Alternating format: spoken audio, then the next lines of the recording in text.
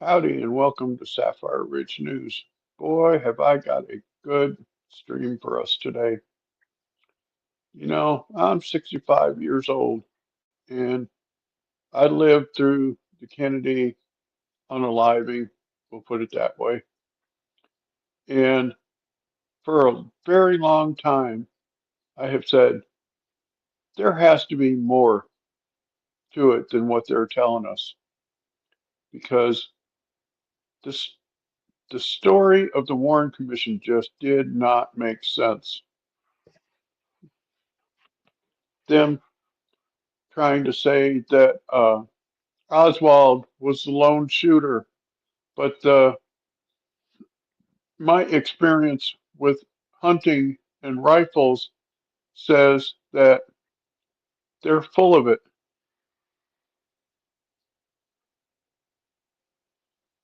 Yeah, yeah, I was like 4 years old. Yeah, it was in the news constantly. But, you know, for me being a hunter, I can tell you that if you hit something like, say, middle of the forehead or even in the neck, the force of the bullet is going to push it back. And then, like, if it's coming from like this way and hits here, like on this side over here, it would push back and away. In the Zapruder film, when they said that Oswald was the lone shooter, the video makes it impossible. Because if Oswald was the shooter and it was coming from the back right over here, it would push it forward and to the left. And instead, he went back and Jackie picked up a piece of his skull from back on the roof, or on the trunk rather. So I said, this all doesn't make sense. They need to release all the files so we know the truth. Well, they've started releasing some of them. And I've got video clips that were hidden up until last week that show that it looks like that LBJ was the one who ordered it. And I want to show you all this clip. I'll do a couple and then we'll talk about them because they're just mind blowing, these clips. So you were down under the viaduct, so to speak, weren't you? Well, we were halfway in between On the grass triple underpass. We were at the curb when the incident happened.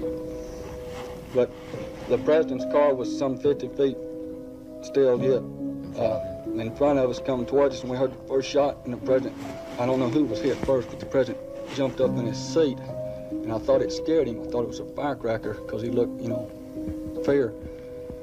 And then as the car got directly in front of us, well, a gunshot apparently from behind us hit the president in the side of the temple. Do you think the first gunshot came from behind you too? I think it came from the same location. Apparently back up on the mall.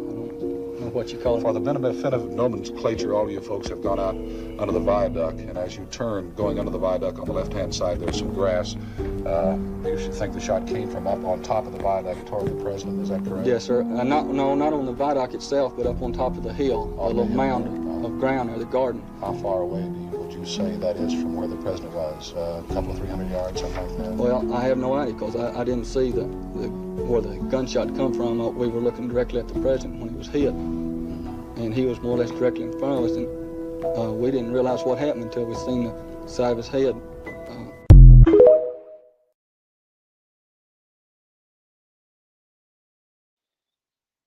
Did you know that the Zapruder film was only 26 and a half seconds long?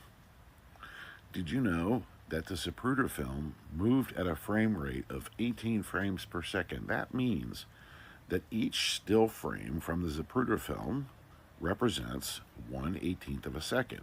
In other words, from frame to frame, you could not detect a physical reaction because it's just not enough time. No human can respond in an 18th of a second. Here's an example of how fast the Zapruder film actually moves. And so in order to remove Y'all go 1 sub up the second cat. of She's a time, great you would have to content creator. remove about 18 frames. So every still frame of the Zapruder film is important. This film is moving past the camera aperture at the rate of 18 frames per second, about how fast the 8mm home camera that Zapruder had was moving. For the people that think that the film was altered, I would really like to know how they think it was altered and in what way and at what time and by whom, and more importantly, why.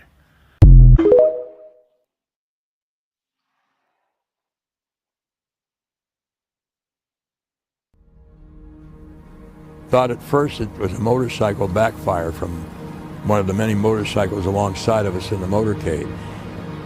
Bob Pierpoint jumped out of his seat and said, "That's gunfire." Something has happened in the motorcade route. Something, I repeat, has happened in the motorcade route.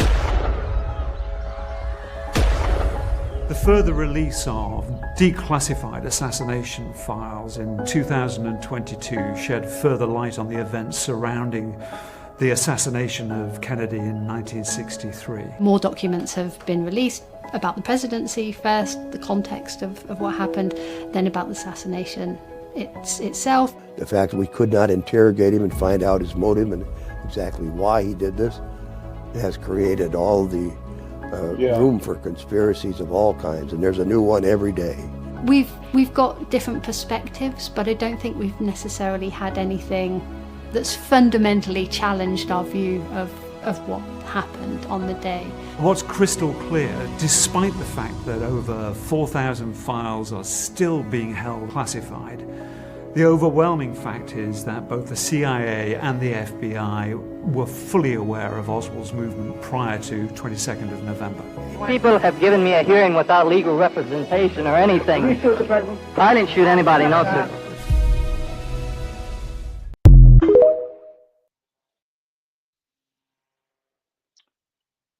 Yeah. Hey, Brooklyn. I have a video clip that I'll play towards the end of Bobby Kennedy Jr. in a interview that he did last month. And he tells where he was on that day and really gives you an open view of what they've been hiding all these years.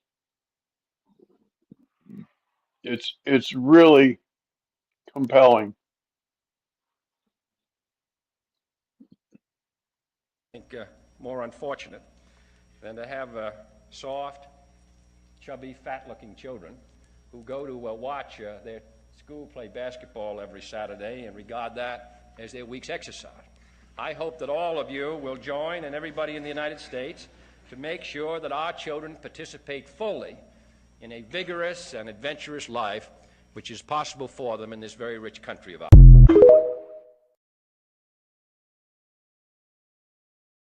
Clips. Some of these are a little over a minute. Some of them are less than a minute. You replay that day in your mind, and it never goes away. Something has happened. Something, I repeat, has happened in the motorcade. There has been an attempt on the life of President Kennedy. We heard Kennedy had been shot and was being brought to the emergency room at Parkland Hospital. You think, my goodness, I'm about Long to take for care the of the days president. of Walter What Cronkite. happened in Trauma Room 1 never came out, never became public. I was there, I remember it in detail. It's etched in my memory forever. We'll get to that in a minute. We got the EKG machine in. There was just a straight line. Straight line. Straight line. We thought that there was an entrance wound in the neck. The Parkland doctors were a serious problem for the U.S. government. And an exit wound in the back of the head. Because they provided evidence that there was a shooter somewhere in the front. In all probability, there was more than one shooter. Everything changed as soon as JFK's body left Parkland Hospital. When I saw the autopsy pictures, it made me very suspicious. Certain people in our government tampered with critical evidence to make sure the American people would not know the truth about who murdered the president. And that's about as bad as it gets. Someone told me you must never, ever say that that was an entrance wound again if you know what's good for you.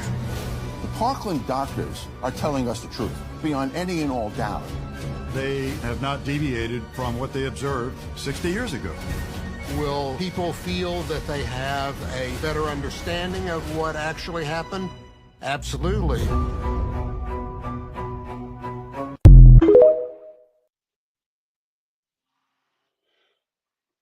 Okay, Brooklyn. The new evidence shows that it looks like that LBJ ordered a hit on JFK and that there were multiple shooters, more than one, that Oswald was just a fall guy, which I have felt that for years. I used to drive away, which is delivering people's cars to them. You pick up their car, like in Chicago, deliver it to Dallas, that type of thing. And I went to the school book depository. And let me tell you, it would be impossible for Oswald to have hit JFK when they said, because there's a big ass oak tree right under the window. They don't tell you that. That oak tree in 1990 was 80 feet wide right underneath the window. And oak trees are slow growers. They grow about 1 to 2 foot a year. So even 20 years before, it would have been like 60 feet wide right underneath the window.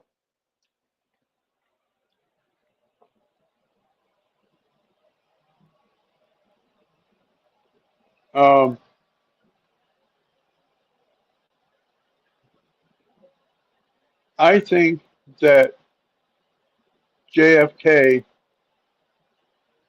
did not want to get involved in Vietnam, but LBJ did.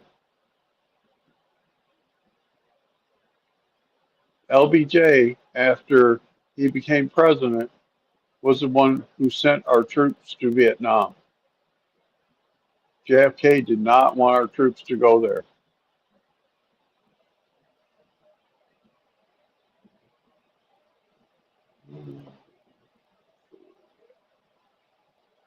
You replay that day in your mind, and it never goes away.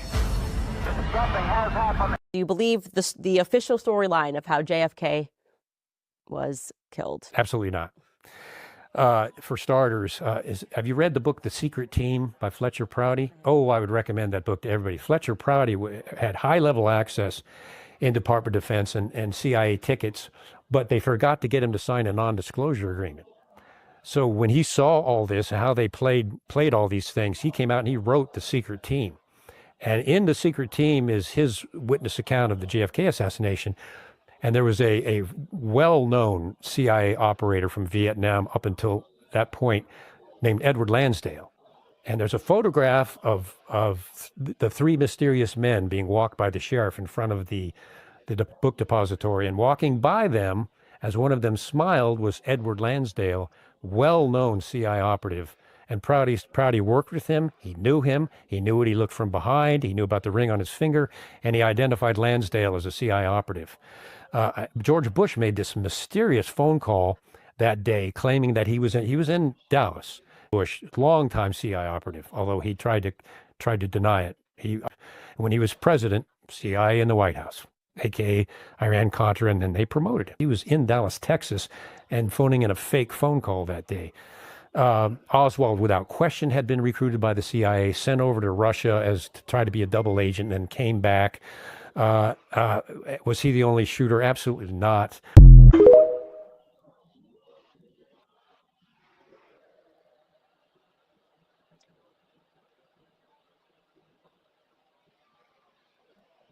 Yeah, that guy there, I thought that his statement of was Oswald the only shooter?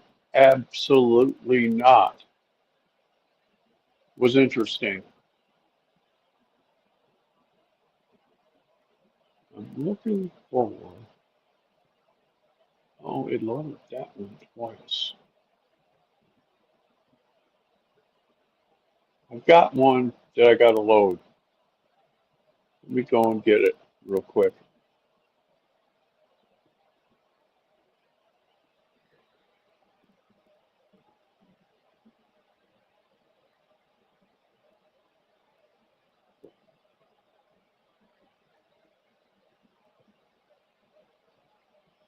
This one. This is a short one, but it tells about LBJ's chief of staff. This is right less than a minute, but this guy is walking down the street on the day this happened, and excuse me, he tells about. Well, I'll just play the clip. Let y'all listen. Good to see you. How's life treating you today? Well, Saul, it's been a pretty touch and go situation. Linda and I have had quite a few unpleasant words here lately over the deal with that he hired Mike Wallace to assassinate the president. It's been hectic in every way, but we've lived through it this far. I guess we'll continue to do so. Lyndon should have never issued that order to Mike. But we've had our differences, and I'm a true blue to Lyndon, as I've always been, and tried to carry out every order that he'd ever given me. But this is one I'll probably never be able to forget.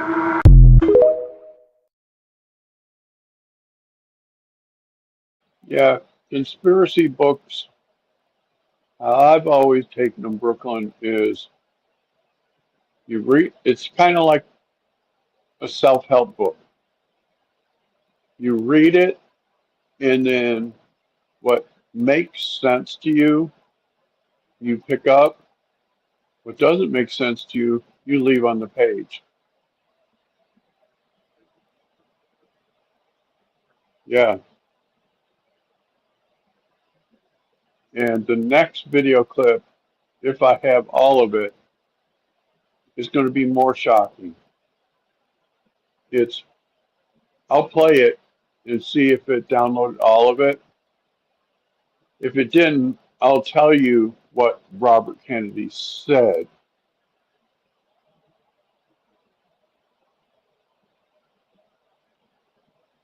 Do you believe the official storyline?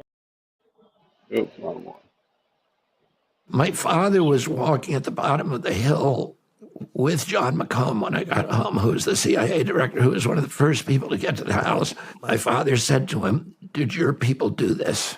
So his initial instinct was that the CIA had killed his brother. So I had this extraordinary magical childhood that was, where my house at Hickory Hill in Virginia was 10 minutes from the White House. My father was the most powerful person in government after my uncle. He had run my uncle's campaign. He was now his attorney general, but he had a portfolio across all the agencies. And, he was a young man, 35 years old, and he was running the government. And he was deeply involved. The CIA was only minutes from my house. And It was a mile, or less than a mile. I went horseback riding every morning with my dad. We had at that time, there were 9 kids, and each one of us had a horse, and my father would take us galloping across the countryside through the woods, etc., every morning before breakfast, and we'd always ride through the CIA campus. That's when the building was first being built, and the CIA had, my father and uncle fired Dulles, but they replaced him with a guy called John McComb, who came to our house every day. We had Cuban brigade members from the Cuban Brigade, 257 Brigade, who were at our house all the time. We had Green Berets climbing on the roof. The house was filled with all of the congressmen and senators. Every meal, there were Supreme Court justices, there were, members of the administration, a lot of the big programs, the civil rights program were all directed from my house by my father. I would sit behind a couch in the living room when he ordered 20,000 troops down to the University of Alabama to integrate it and to Mississippi. So I grew up in this extraordinary milieu. I'm very, very lucky to have kind of front row seats at all of these events. And then my uncle was killed in 1963. Where were you when he was killed? I was at school, Sidwell Friends School. I got picked up by my mom early, and she was driving us home, and I saw somebody. I saw them. I was I was 10 years old. I was in 5th grade. I went into 1st grade at 5 years old. I saw men hauling the flags down to half-staff. And I asked her why they were doing that. She hadn't spoken to me, and she said a bad man shot Uncle Jack. Then I got home. My father, we lived on a 7-acre farm right outside of Washington, and called Hickory Hill, and it was an antebellum mansion, that had been Civil War. It had been John McClellan's house, General McClellan during the U.S. Civil War. Wow. And it was a big house with like 25 rooms in it. We had, like I said, 11 kids, and there was always guests in that house. And my father was walking at the bottom of the hill with John McComb when I got home, who was the CIA director, who was one of the first people to get to the house. My father, during that walk, and I ran down to give him a hug, and McComb laughed, but during that walk, my father said to him, "Did your people do this?" So his initial instinct was that the CIA had killed his brother. He made 2 other calls that day. One to the CIA desk officer in Langley, which again was less than a mile from my house, and he asked him the same question, and then he made the same call to Harry Ruiz, who is one of the leaders of the Cuban Brigade, and who was then staying in a hotel in Washington. And he asked him, did your people do this? He suspected it was the Cuban group that had done it. And and then my father then, really shut down for almost a year. He was so shattered by his brother's death. And he started slowly coming out of his shell, and, he ran for Senate a year later in 1964 and won. And then he became this incredible political force.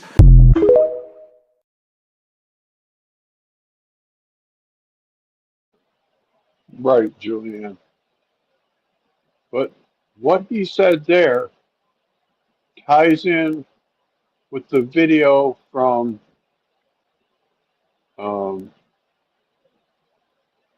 LBJ's chief of staff saying, Mac, that's McCullum. That was the head of the CIA. And then Bobby Kennedy Sr. says to McCullum, did your people do this? And you'll notice that Bobby Kennedy Jr. did not say what McCullum's answer was, because I believe that McCollum never answered.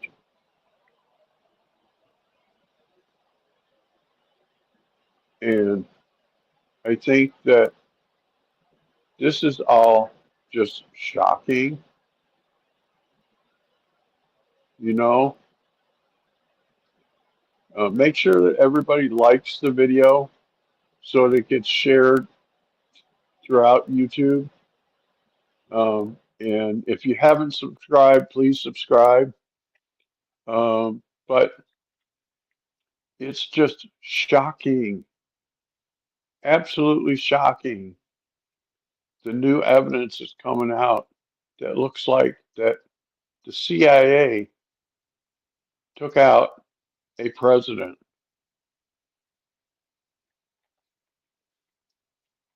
Because the LBJ chief of staff says,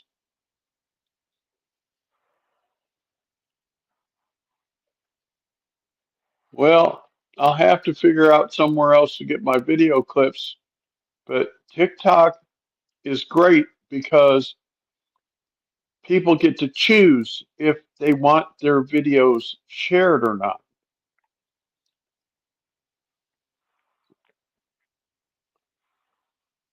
Yeah, but Kevin O'Leary said on Friday that he submitted to the court an offer to buy TikTok. Now, I don't know if Elon has submitted anything to the court, but Kevin O'Leary said on Friday that he's put in an offer to buy it. But the reason why I like TikTok is because they give you the choice that people can download your video clips and share their video clips, or you can choose not to allow it. And there's not very many other social media platforms that allow you to download video clips. I think C-SPAN allows you to do it, and I've seen people get it from Forbes, but I like using the TikTok videos because they share it from a wide variety of sources. And, you know, by getting it off of TikTok, where the person who said, yes, you can download this, I don't have to worry about a copyright strike. These other places, I have to worry about a copyright strike if it's over so many minutes. I know that I can share streams from like Law and Crime and other networks like that.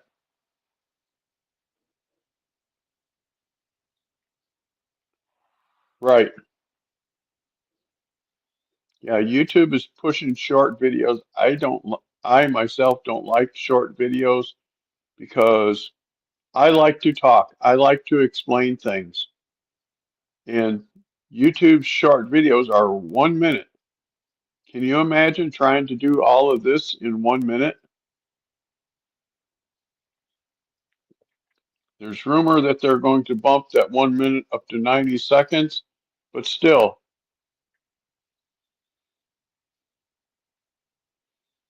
and there's supposed to be a way. See, I haven't figured out how to share. Okay, thanks, Kat. Hey, Kat, send me an email. I need to know how to do, how to share streams on StreamYard. StreamYard says hit the share button. I don't have a share button, or at least not one marked share. So if you could send me an email on how to do that, I greatly appreciate that. I'll drop my email in the chat.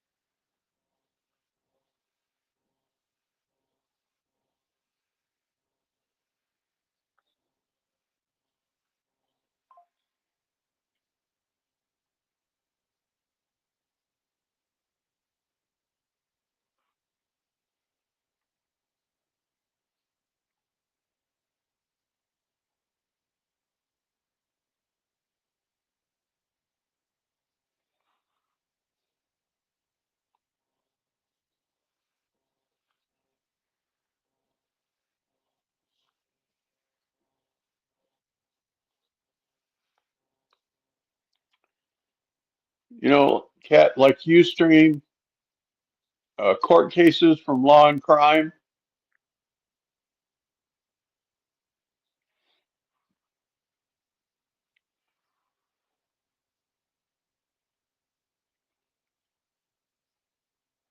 And both of those to to join someone's stream and then stream their live at the same time. I think you could do it by just clicking the invite button. Am I right?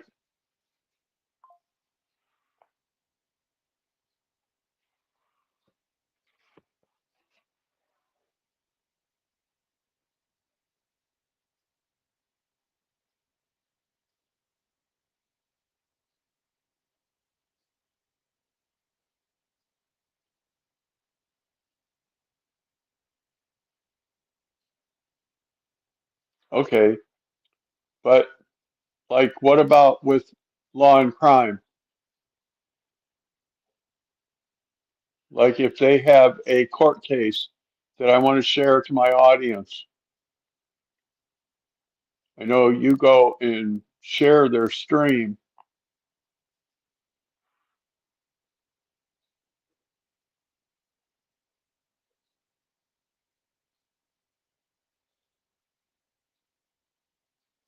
But where is the share button?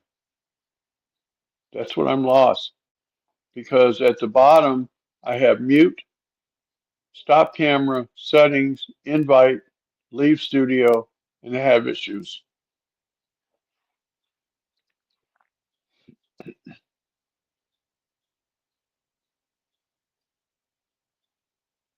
Um,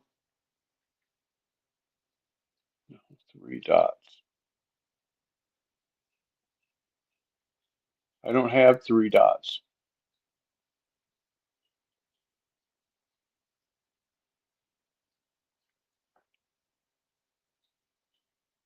And how do I present?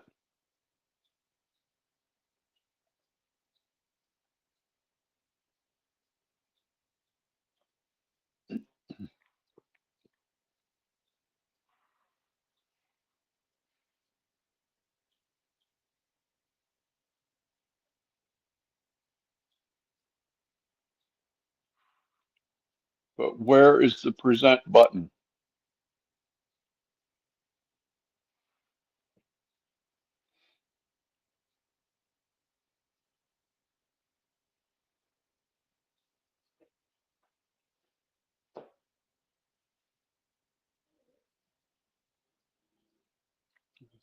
Dot menu.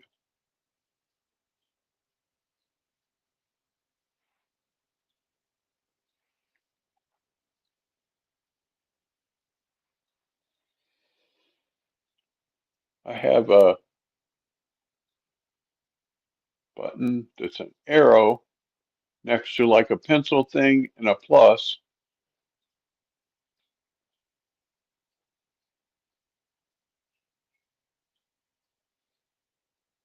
I don't have 3 dots.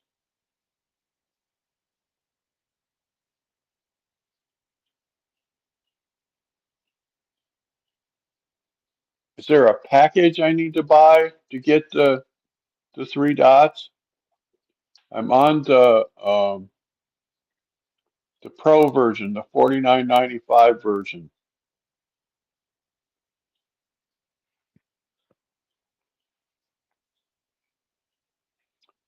And at the bottom it says mute, stop camera, settings, invite, leave studio, and have issues.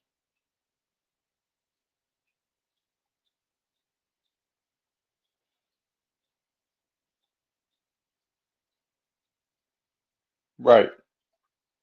Yeah, I know what the 3 dots means, but I'm trying to figure out where it's at.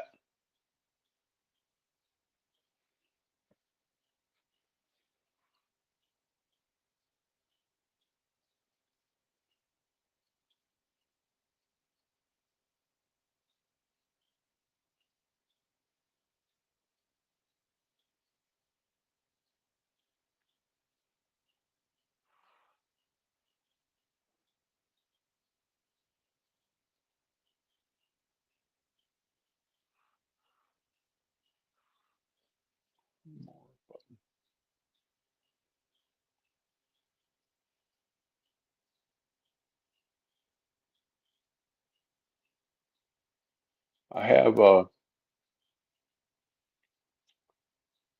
you know, where you pick the different screens. At the end of that, there's an arrow pointing down because I created some other screens, and then it has a pencil and then a plus sign.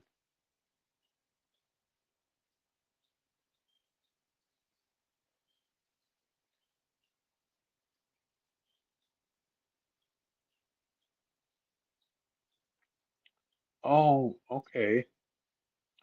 I did a couple of those. I added some layouts.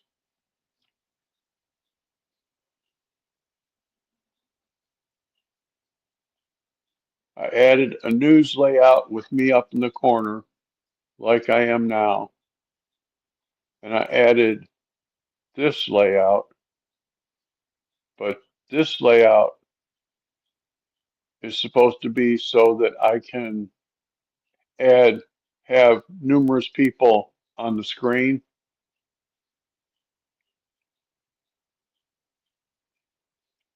And then there's this one. This one says screen layout. There's one. Where's it at? It's cinema. And then there's one that says news layout. But when I switch to news layout, the options go away.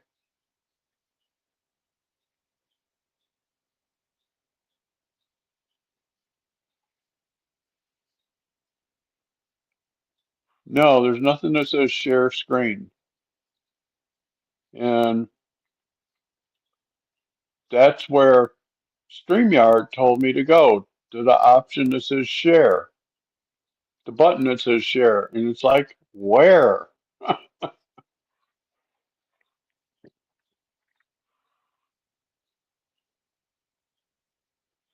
I can change the camera to show like the inside of the house and stuff, the back camera. That's under settings.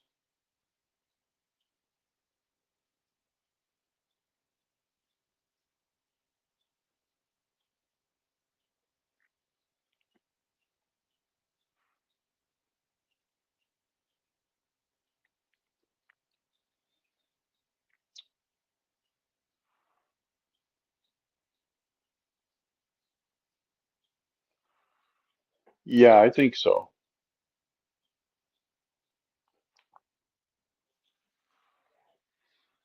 Yeah, I can do it as a background or no, not a background, as an overlay, right?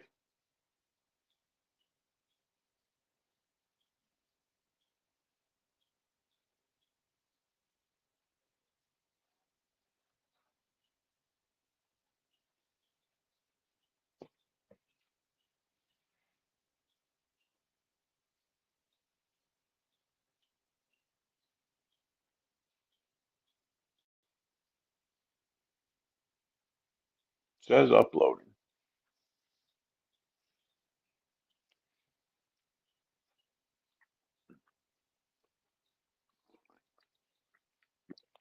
Okay, here's the screen.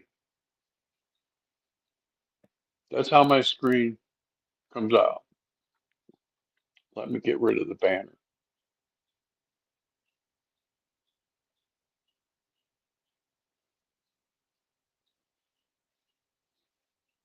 Yeah, I'll have to redo it without the banner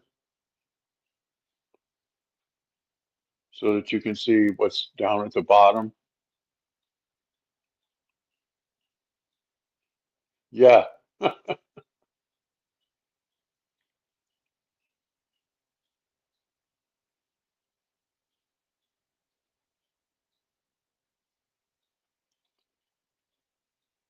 Yeah, let's see. Go back here, take that off.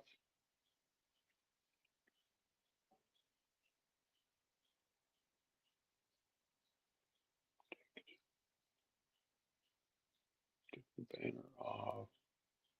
Take the comment off. Where's the comment? We'll do it this way.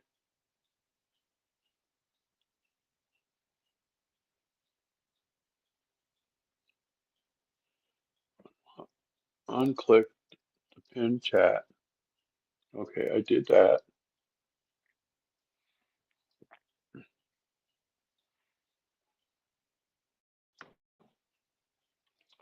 Now, let's see. I might have to, but let's see. Yeah, because when I took the picture, the pinned chat was up there. So, let's retake the picture.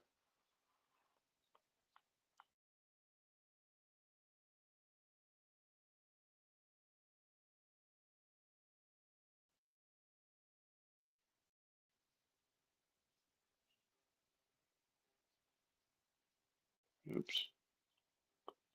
Come on.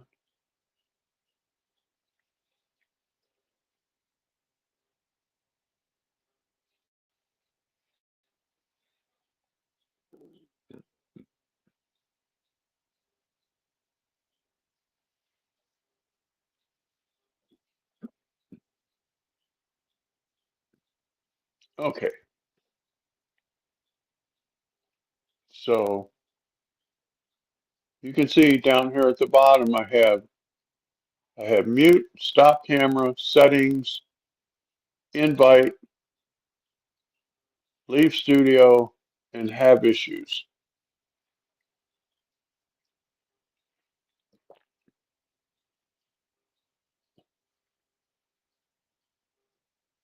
And then on these screens that I added, it says that I can delete one of the screens to add another screen because I have a maximum of 8.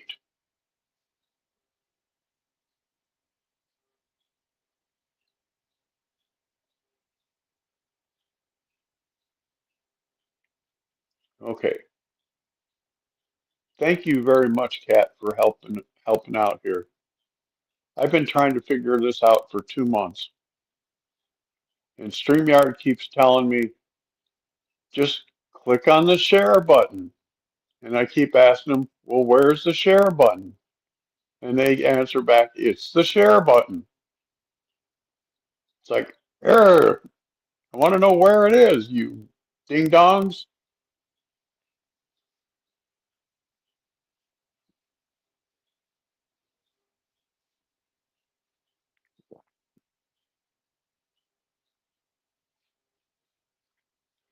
Okay, so what package on StreamYard do you use, Kat?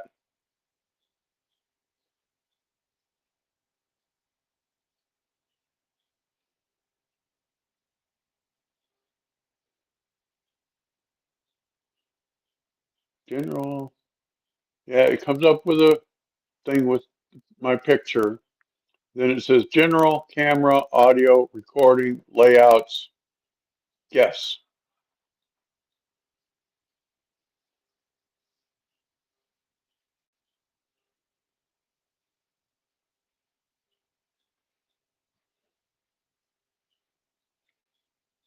I'm wondering.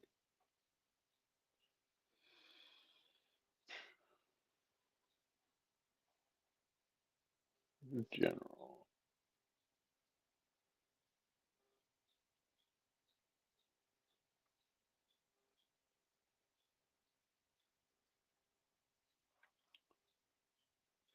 Camera, audio. Let's go to layouts.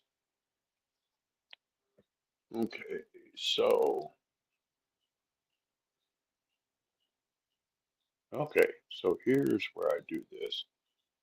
I can go here and delete a couple of these layouts because I didn't know what I was doing and I recreated the same layout twice.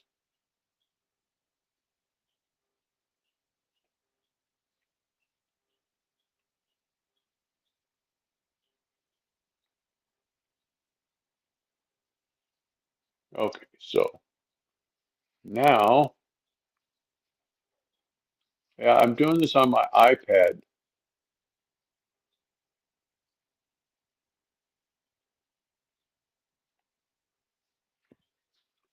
So I don't have a keyboard attached to my iPad yet. That's going to be one of the things that I do out of my next payday.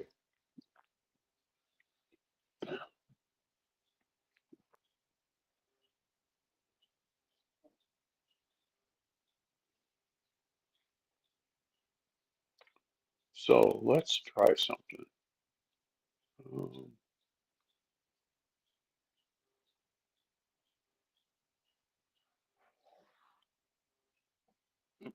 no,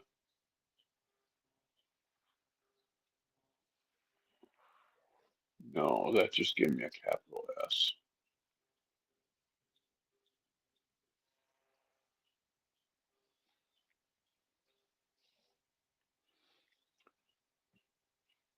So my next plan is to buy a keyboard for my iPad.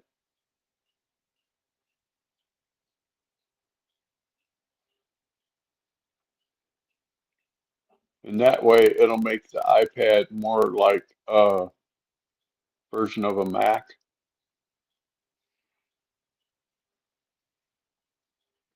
Okay.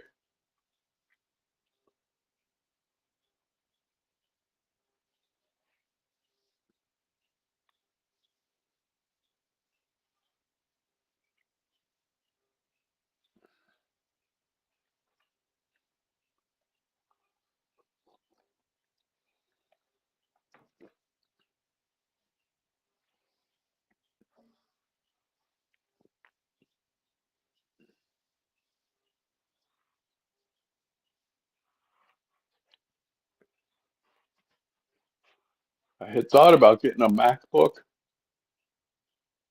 but MacBooks are like 700 and something dollars. I don't have that extra money. And I'm not going to ask somebody for that much money because I think that much money is just too much to ask for. You know, Survivor Speaks did do me a great favor uh, last month. She sent me a pair of headphones to get through the month until I could order a set of ear pods. Duh.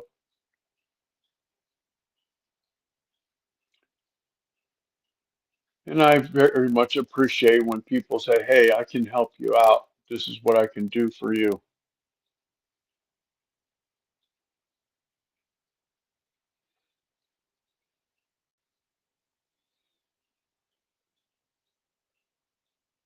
Style. Okay, it says presets, brand color theme, font, default camera, do that. Have to I'll work on that. Font.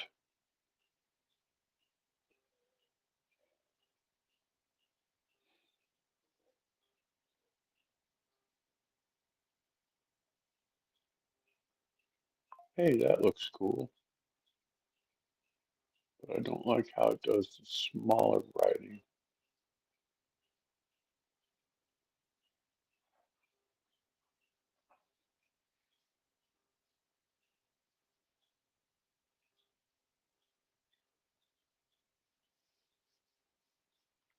Yeah, um, there's a software that's specifically designed for use with Mac called eCam, ECAMM. I would have to switch over to eCam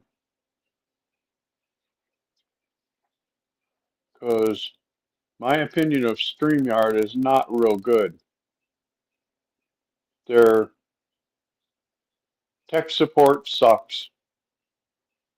You ask them simple questions like they tell you use the share button, and you ask them, well, where's the share button?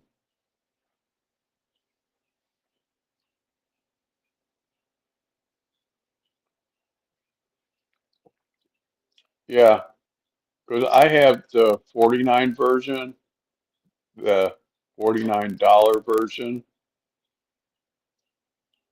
and because of the way they redid their packages, the next version up now is $249 a month, the business version.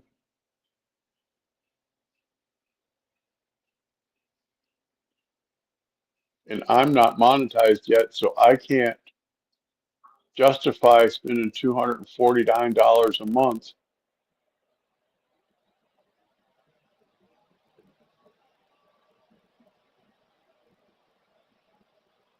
Yeah, there's a plus sign.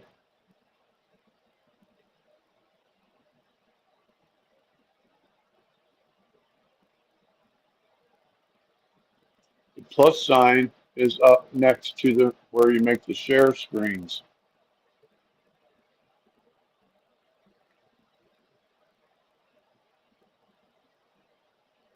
But there's they've come out with uh, software upgrade packages that you can buy for $50,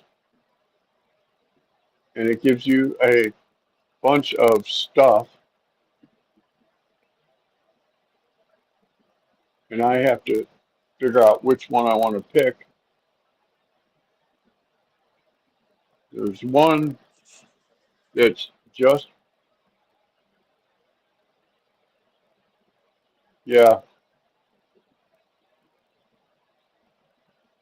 See, the free version, there's a free version of StreamYard, but you're very, very limited on what you can do. So then over time, I bumped up to the next package, learned how to do that, bumped up to the next package.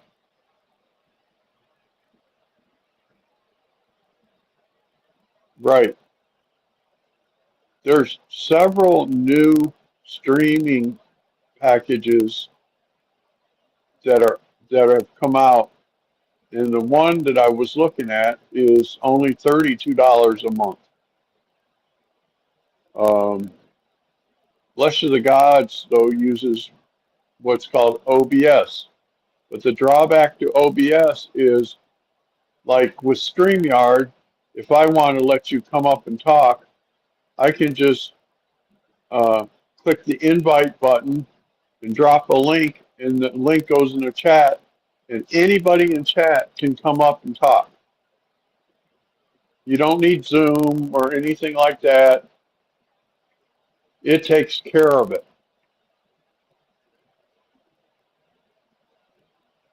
Like here, I'll do it.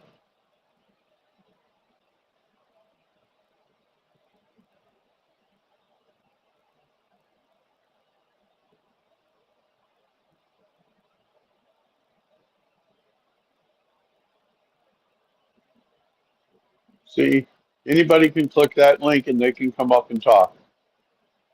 With OBS and some of the others, you have to have Zoom, and Zoom does it, where StreamYard does it all within StreamYard.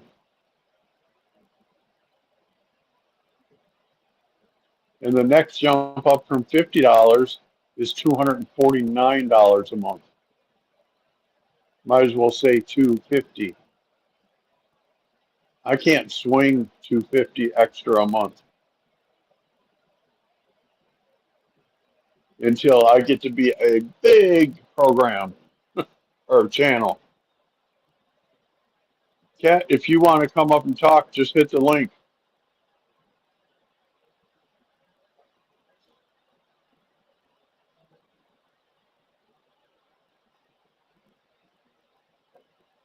You know, there's things that I really like about StreamYard, and then there's things that I don't like. The things that I don't like are not within the channel,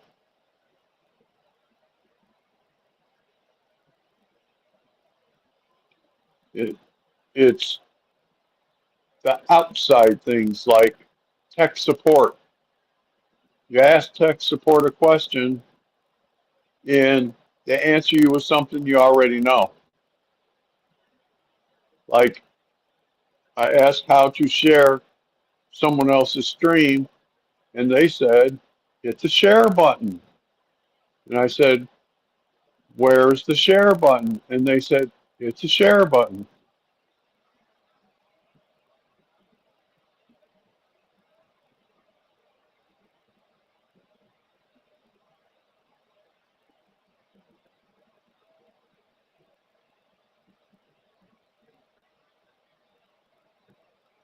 Hey, Laugh, I sent you a message on X, Laugh. I want to really thank you for all the help you give. You know, Laugh is my first moderator, and she has been so helpful, and I really do love her and think a lot of her because she helps me out. You know, her and I politically are on different sides of the aisle, but I don't care about that because she's been very, very helpful, and I really appreciate her.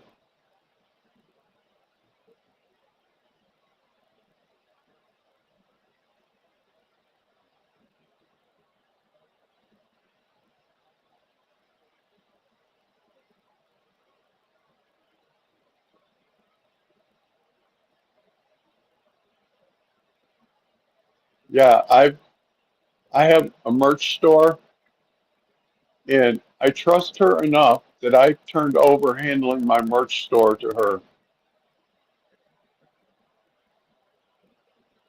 That means a lot because I don't trust a lot of people,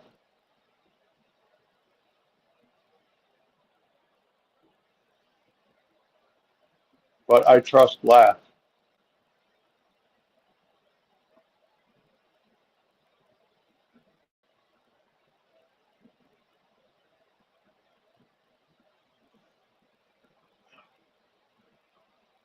But this has been interesting creating this stream about JFK because, you know, I got really, really emotional when they shot Trump in the ear. The reason why I got emotional is because I lived through JFK. I lived through RFK. And I remember at that time, for months and months afterwards, was very, very um, tumultuous, is the word.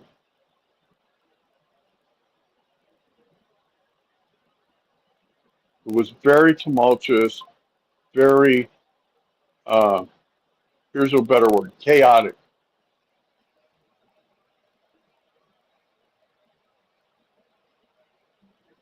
Right. You know, when I saw him go down, I immediately said, oh God, they paid him. And I was very emotional until I saw him get up.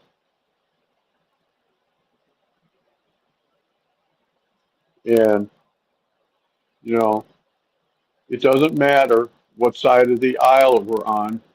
We don't want people getting unalived.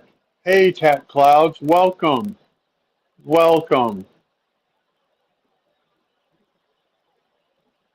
Today's stream, Tat Clouds, is on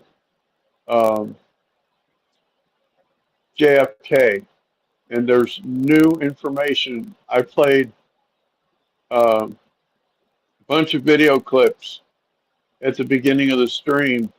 You'll have to go and rewatch on replay. um, because the new information is just wild. Like, I played a video clip of uh, LBJ's chief of staff saying he talked to Mac. Mac was the head of the CIA. Then I played a video clip towards the end of those clips of RFK Jr. saying that him he was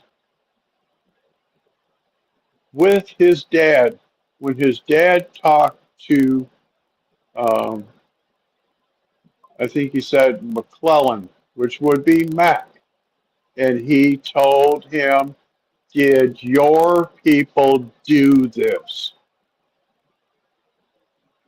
And the funny thing is, RFK Jr.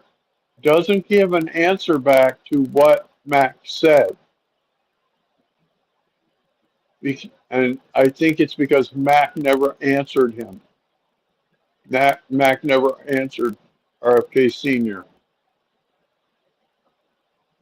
And I played a video clip of them saying, of a witness who was under the viaduct, by where the grassy knoll is, and he was facing um, the president coming toward him, and he heard shots come from behind him. That means that there was a shooter in the grassy knoll. Then I played another video clip of a guy saying there was more than one shooter there.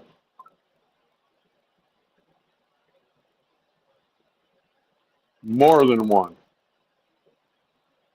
And I also talked about, I went to um, Dealey Plaza by the school book depository. It would be impossible for Oswald to have hit Kennedy because there's a huge ass oak tree under the window where Oswald was. In 1989, when I went there, the oak tree was 80 feet across. 80 feet across. And an oak tree grows at a rate of about 1 to 2 foot a year. So, uh, 20, almost 20 years earlier, that oak tree would have still been 60 feet across. And I looked at that and said, no, that didn't happen like that. Also, if you watch the Zapruder film chat, you will notice that when Kennedy is hit, his head goes back and to the left. That means he was hit in the front because I used to go hunting all the time. When you hit something, it with the bullet, like if you hit it here, the neck would go back in away. Like if you hit it like on this side, it would go back into the left. And so because of that, also it's now been found out that when Jackie reached back and picked something off of the trunk, that she picked up a piece of his head. And also the doctors at Parkland Hospital said that the hole in his neck was an entrance wound, and that there was an exit wound in the back of his head. That was all they were told. The doctor said he was told, shut your mouth if you know what's good for you. But he said now, he said, I've had to keep quiet for all these years. I'm not keeping quiet no more. So there's a new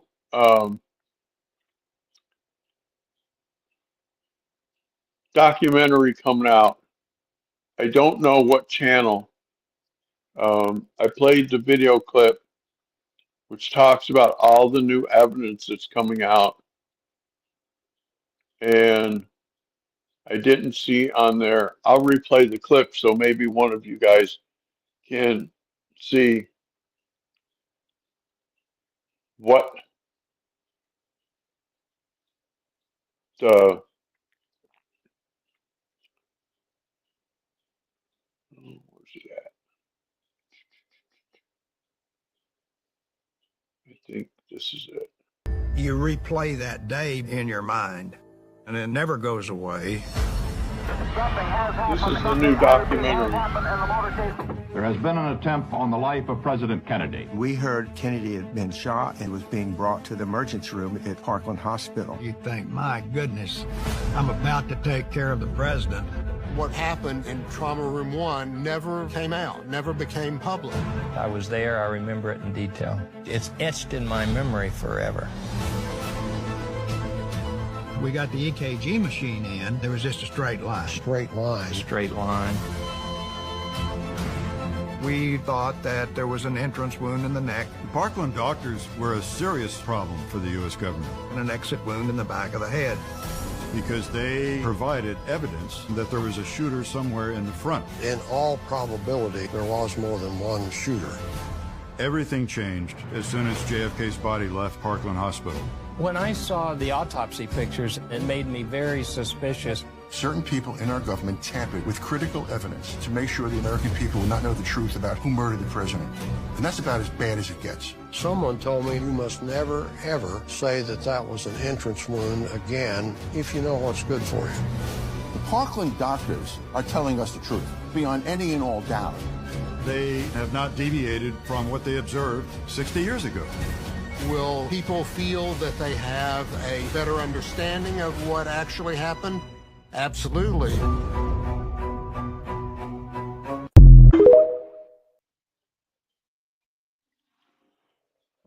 I couldn't read on my screen what channel is going to show that. But I have another video clip.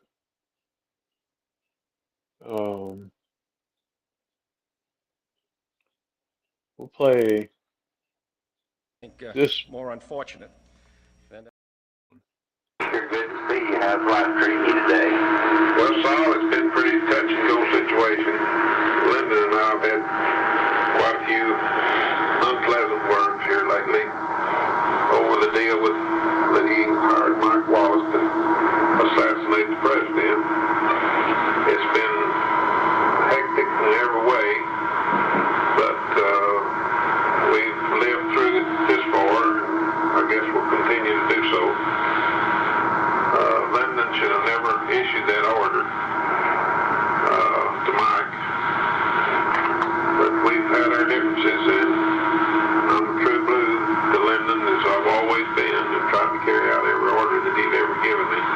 But this is one I'll probably never be able to forget.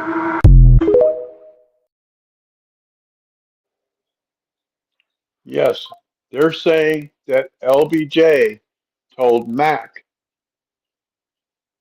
to unalive the president. And the next video clip is RFK Jr. relating what he knows happened on that day. And it's just chilling how that he says the head of the CIA's name and it's Mac something, and that his dad asked him, "Did your people do this?" But he never says what Mac's answer was back, which leads me to believe Mac never answered him. Let me play the video clip.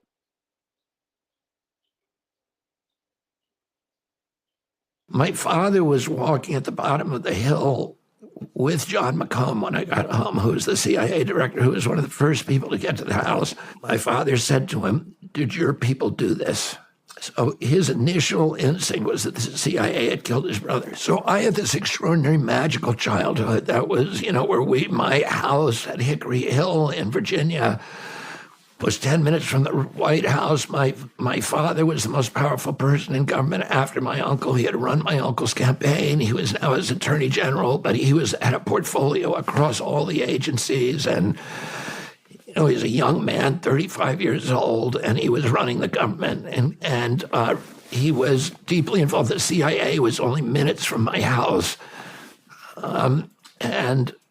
It was a mile, or less than a mile. I went horseback riding every morning with my dad. We had at that time, there were 9 kids, and each one of us had a horse, and my father would take us galloping across the countryside through the woods, etc., every morning before breakfast, and we'd always ride through the CIA campus. That's when the building was first being built, and the CIA had, my father and uncle fired Dulles, but they replaced him with a guy called John McComb, who came to our house every day. We had Cuban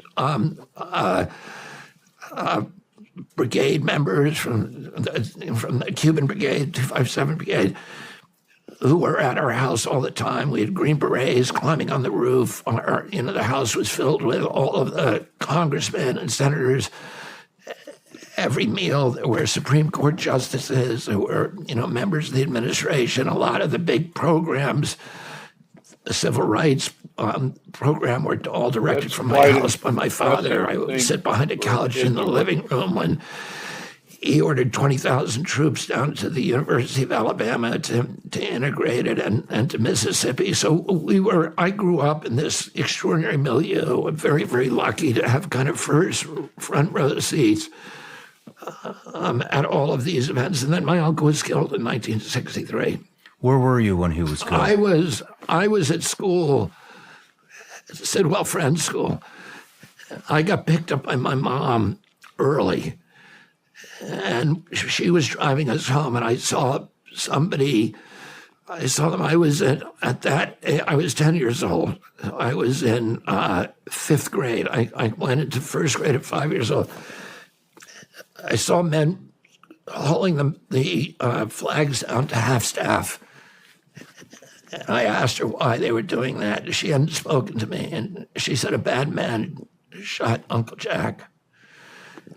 Then I got home. My father, we lived on a 7-acre farm right outside of Washington, and called Hickory Hill, and it was an antebellum mansion, that had been Civil War. It had been John McClellan's house, General McClellan during the U.S. Civil War. Wow. And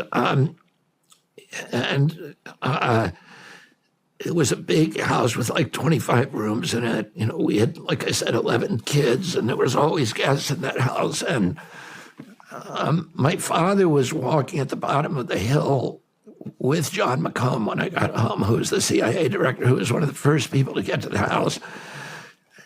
My father, during that walk, and I ran down to give him a hug, and McComb laughed, but during that walk, my father said to him, "Did your people do this?" So his initial instinct was that the CIA had killed his brother. He made 2 other calls that day. One to the CIA desk officer in Langley, which again was less than a mile from my house, and he asked him the same question, and then he made the same call to Harry Ruiz, who is one of the leaders of the Cuban Brigade, and who was then staying in a hotel in Washington.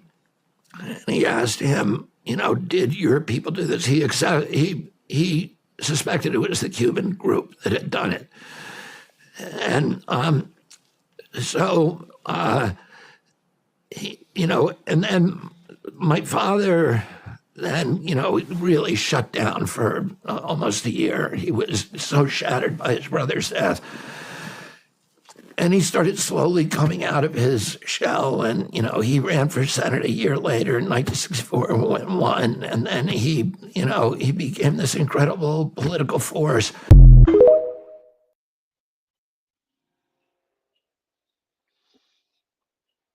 So I saw that video after I saw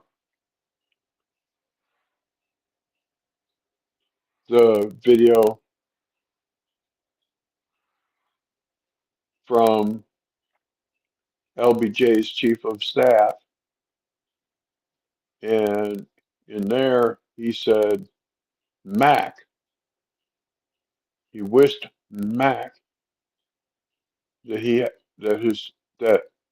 wished LBJ had not given Mac that order.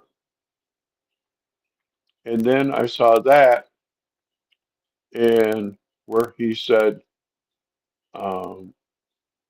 McClellan, I think he said, and I thought that could be condensed, I guess is the right word, abbreviated to Mac. And you'll notice that when Bobby Kennedy Jr. asked Mac, did your people do this? RFK Jr. does not say he said no or he said this. There's no response. That tells me that the CIA did it. Because if the head of the CIA doesn't emphatically say,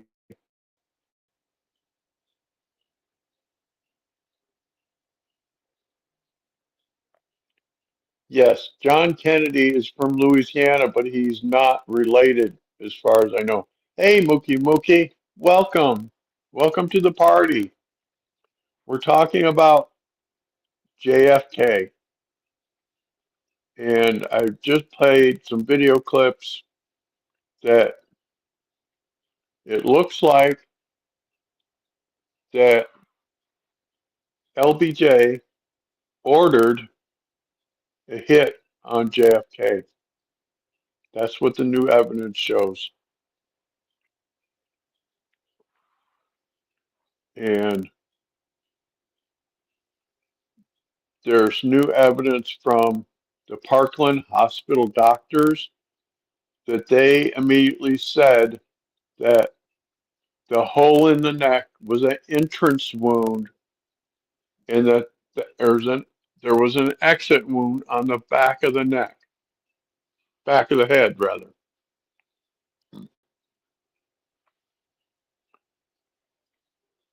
So, that changes everything. That changes everything. Because for 60 years now, the government has covered this up. It's time for the truth to come out. Yeah, go get some merch. I have t-shirts. I have cups. I need to go in there because there's a couple of ornaments. And we need to go in and discontinue the ornaments and put some new merchandise out there.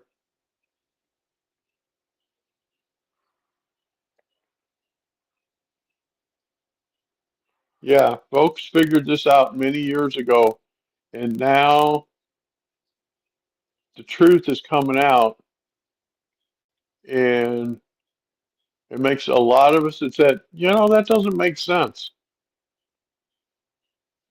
It tells us, yeah, we were right. we were right. And it just goes to show you that if your gut tells you that what you're seeing on TV doesn't look right, then it's probably not right.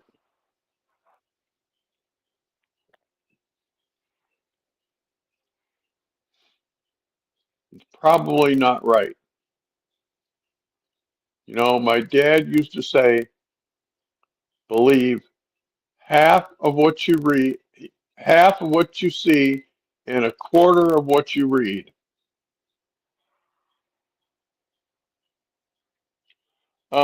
Actually, that's not true. There's a witness that I played a video clip of earlier at the beginning of the stream, that he was standing by the, he called it the viaduct, which would be an overpass, which is by the grassy knoll. And he said that the that shots came from behind him.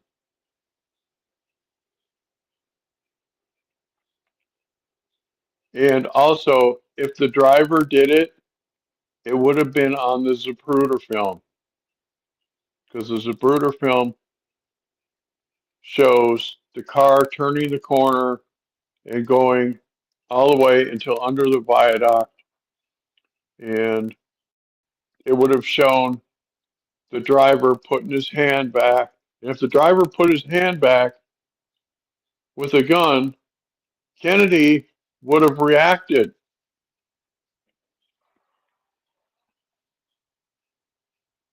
Yeah, it was not the driver. Because if you watch the Zapruder film, the driver never turns around until after he's shot.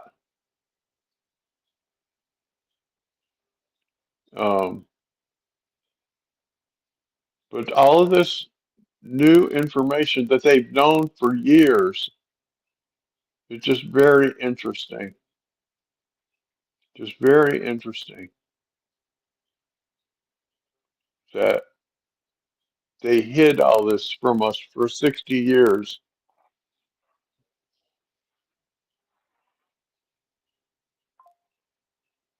Yeah, I got the video clip. I'll play it so you can see what we're talking about. Oh, where is it now? Is it this one? You replay that day in your mind, and it never goes away. Something has happened. Something, I repeat, has happened in the motorcade. There has been an attempt on the life of President Kennedy. We heard Kennedy had been shot and was being brought to the emergency room at Parkland Hospital. You think, my goodness, I'm about to take care of the president. What happened in Trauma Room 1 never came out, never became public. I was there, I remember it in detail. It's etched in my memory forever. We got the EKG machine in, there was just a straight line. Straight line. Straight line. We thought that there was an entrance wound in the neck. The Parkland doctors were a serious problem for the U.S. government. And an exit wound in the back of the head. Because they provided evidence that there was a shooter somewhere in the front. In all probability, there was more than one shooter. Everything changed as soon as JFK's body left Parkland Hospital. When I saw the autopsy pictures, it made me very suspicious. Certain people in our government tampered with critical evidence to make sure the American people will not know the truth about who murdered the president. And that's about as bad as it gets. Someone told me you must never, ever say that that was an entrance wound again if you know what's good for you. The Parkland doctors are telling us the truth, beyond any and all doubt. They have not deviated from what they observed 60 years ago. Will people feel that they have a better understanding of what actually happened? Absolutely.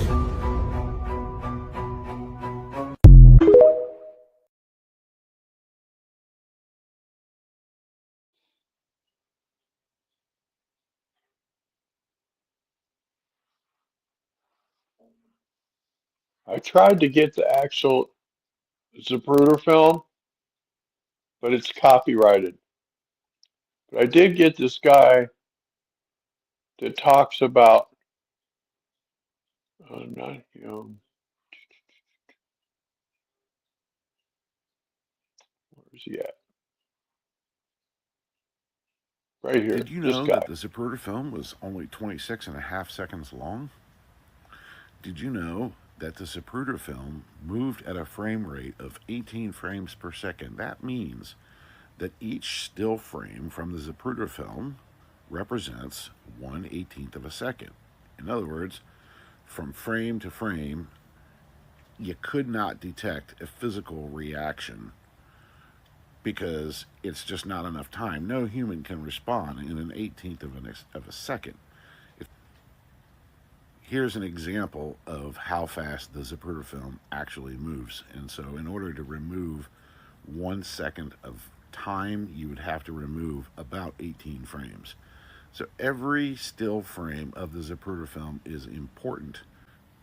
This film is moving past the camera aperture at the rate of 18 frames per second, about how fast the 8mm home camera that Zapruder had was moving.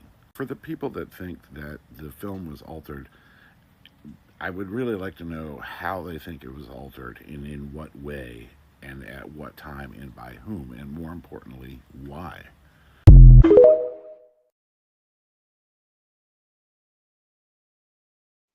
Yeah, I thought that guy's take on the Zapruder film was very, very good because he included how long the Zapruder film is, and that if it was modified in any way, that it would have been easily detectable because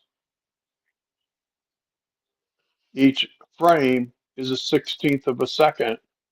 And if you took out multiple frames, the film would jump from one to the other. Hey, Cha, welcome. We're talking about JFK and the new evidence that's come out. And the new evidence shows that it looks like that LBJ ordered a unaliving, we'll put it that way. And I played video clips earlier of LBJ's chief of staff saying that LBJ only cares about what promotes LBJ. Then he says he gave Mac that order, and I wish he had not given Mac that order. Then I played a video clip of RFK Jr. talking.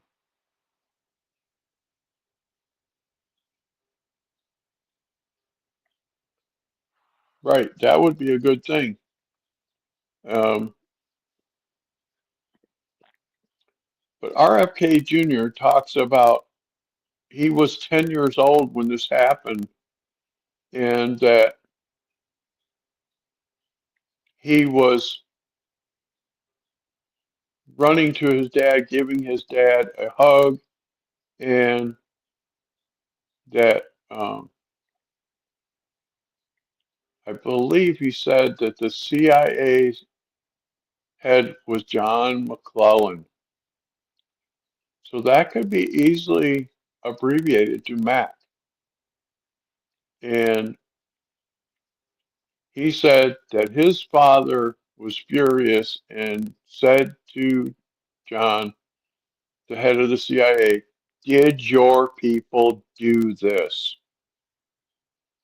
And you note in the video clip that McClellan never answered back, because if he had answered back, Bobby Jr. would have related what his answer back was, whether it was no, absolutely not, or whatever, Bobby Kennedy would have said.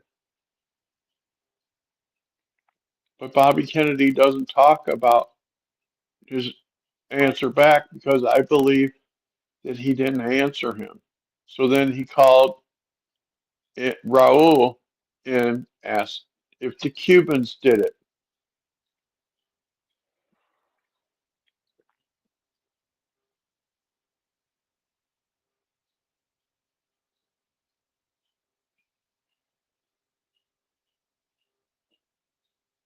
Right. I believe that too. This is all a big cluster. Um, but it's a very interesting topic. You know, a lot of us were little kids when this happened. A lot of us remember the chaos and the turmoil that followed.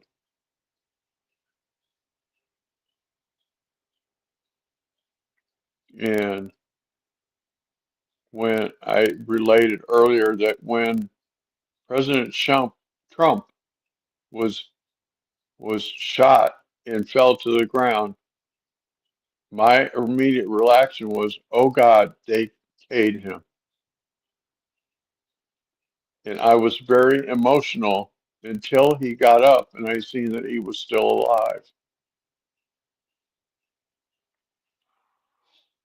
And you know, and I was very emotional and upset because I lived through JFK, I lived through RFK, I lived through Martin Luther King, I lived through Reagan, and what always followed after that was chaos and turmoil. And those are not good things. Those are not good things. You know,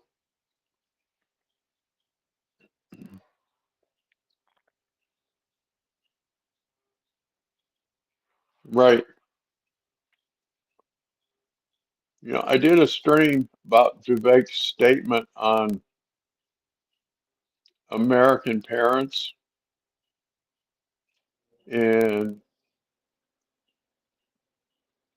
I'm not against Vivek. I really like Vivek, but I wish he hadn't said that American parents are happy with their kids being mediocre. That's not true. Don't paint people with a broad brush like that. And um, Mike DeWine stabbed MAGA in the back yesterday. Mike DeWine and his lieutenant governor, Husted, I think that's how it's pronounced, went to Trump at Christmas time, begged Trump to have Vivek come and talk to him about being the next senator from Ohio. So Trump called Vivek, had Vivek go and meet with him, met with him on New Year's Day, and then yesterday, DeWine announced that Husted was going to be the next senator from Ohio. And he stated before he went up there, he gave an interview. He said, I didn't like being pressured by Trump to give the Senate seat to someone else. I thought, wait a minute, buddy. You are the one who went to Trump and begged Trump to have Vivek come talk with you. That just really made me angry.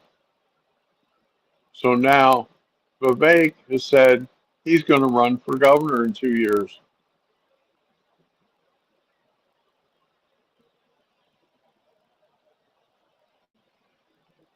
Yep.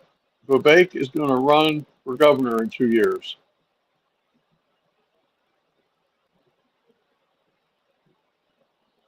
I'm going to do something Here.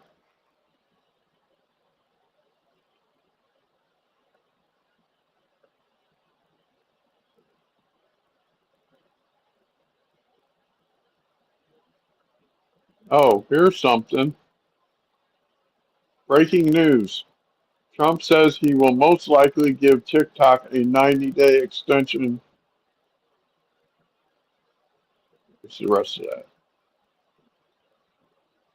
Before the ban takes effect.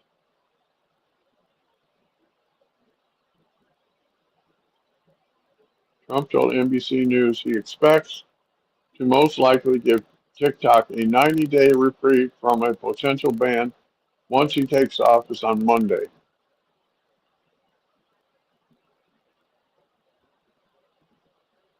Let's see if there's anything else interesting in there.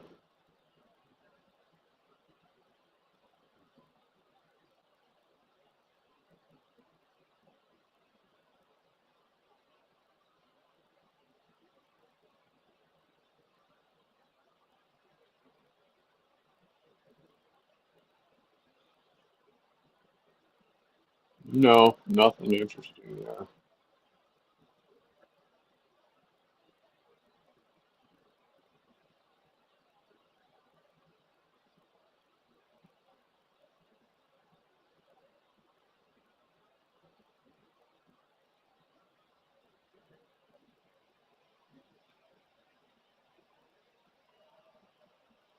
Well, I went on TikTok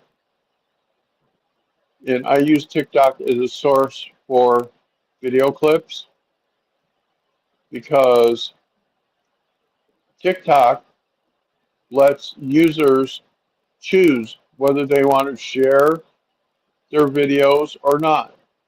You can go to a user's page and click on the arrow, and once you click on the arrow, it shows a variety of choices. One of them is an arrow pointing down. It says download.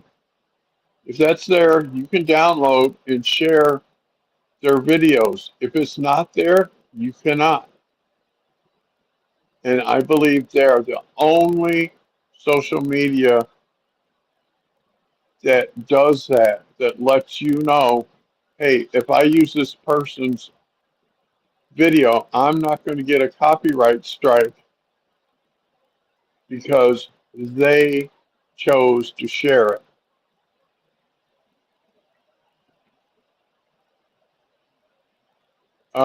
Kevin O'Leary announced on Friday that he sent papers in to the Supreme Court with an offer to buy TikTok. I trust Kevin O'Leary. I don't exactly like him sometimes, but he's an American. And also, it's rumored that Elon has put in a bid. Yeah, it's a very good feature because, you know, if you want to share their video clip, you know, there's a button with an arrow pointing down that says download. If they don't want to share it, that button is not there. That button is not there if they don't want their video shared. So it tells you, hey, I can't share their videos, so I have to go keep looking.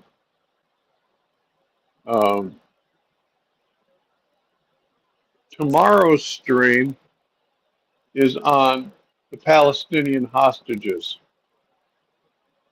And I have a rather tilted view of Palestinians because my cousin was married to one. I know firsthand how they treat women. Oops, caught it. My one,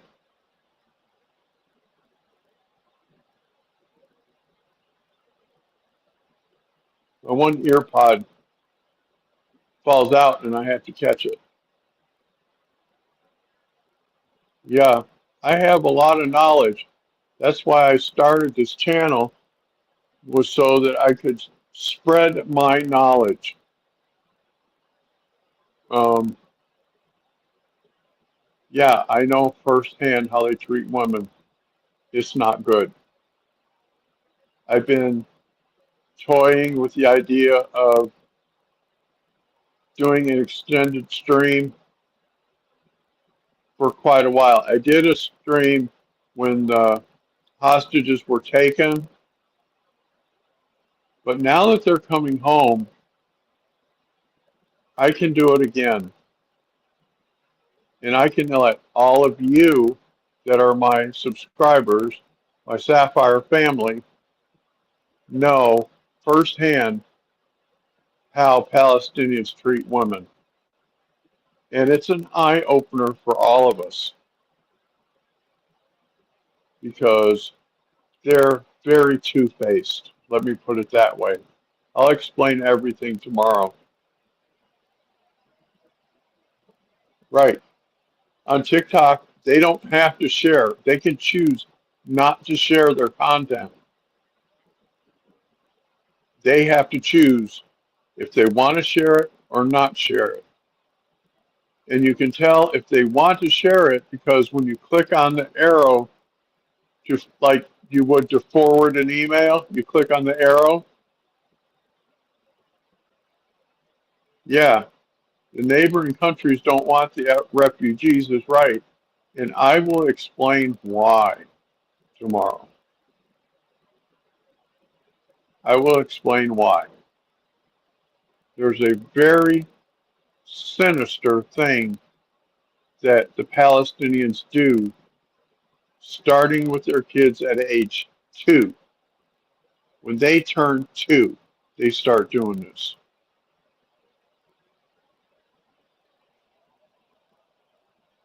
Right? If they want to share, when you click on the forward button, the arrow, it comes up with a variety of choices at the bottom of the screen.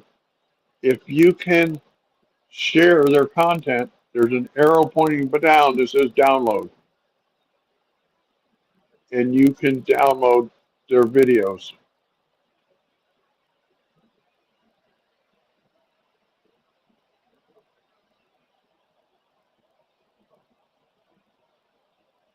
Yeah, tomorrow's stream, parts of it are going to be good because I'll talk about the hostages coming home.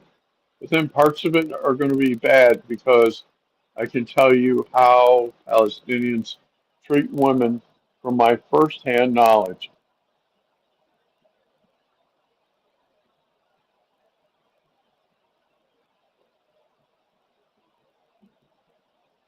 Right,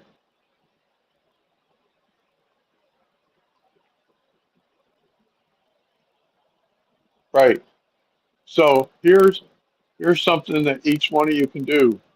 For tomorrow's stream, invite a friend to come and listen. If each of you that are on here, there's 9 on here right now. If you each invited a friend,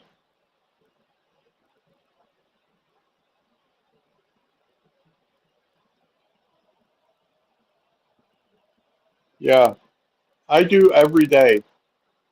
Once in a while, I'll take a day off, but I usually let you guys know in the chat, hey, I'm going to be off for a couple of days. But I do every day because there's so much that needs to be shared. We need to tell the truth about stuff.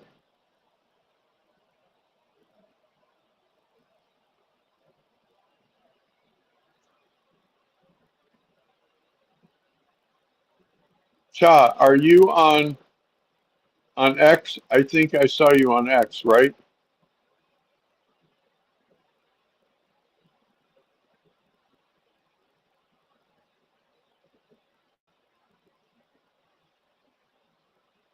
Yeah. So Mookie, if you're on TikTok and you want to uh, download someone's content, like their video clips, there's a, you know what the forward arrow looks like?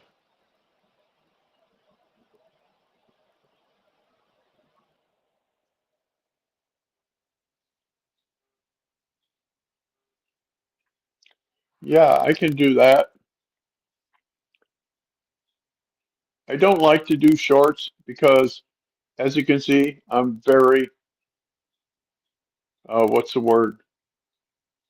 Talkative.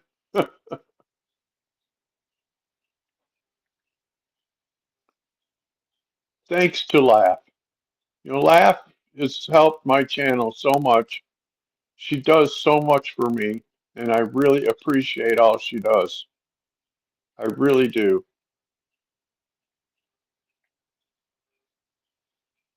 But yeah, I can do a short and talk about what we're going to talk about tomorrow. Yeah, I'm talkative is right, Mookie.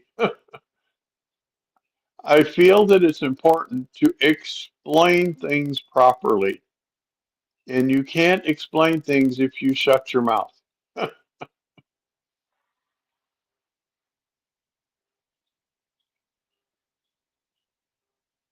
Oh yeah, I'm fighting with Medicare right now, Julianne. I'm going to do a stream on it on Tuesday. See, I've had Humana as my Medicare provider for the past year.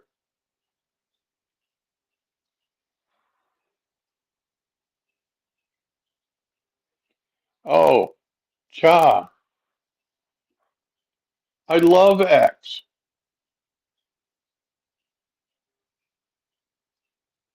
I've I've almost gotten enough followers on X to be monetized.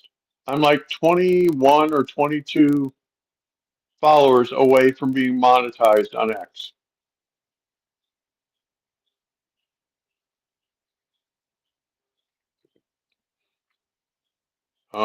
Anyhow, I'm going to do a stream on Tuesday on my troubles with Medicare. Um, like I started to say, I've had Humana for my Medicare provider for the past year. This month, Humana pulled out of my county.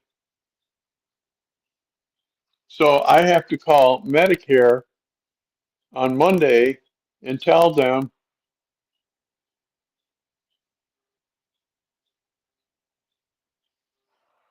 that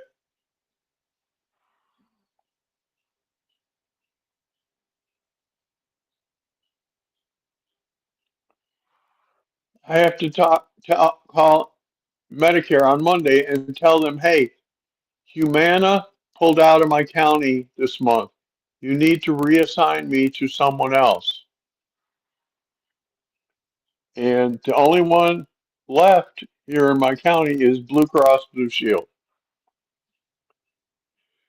And I have, I think it's called Part C of the million parts of Medicare. And I want another Plan C provider.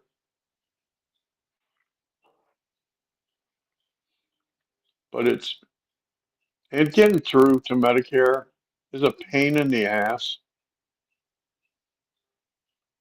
Forget about going online and doing it because they give you you have to create a password. The password, then they tell you, is only good for like 10 days. Then you have to remember the stupid password.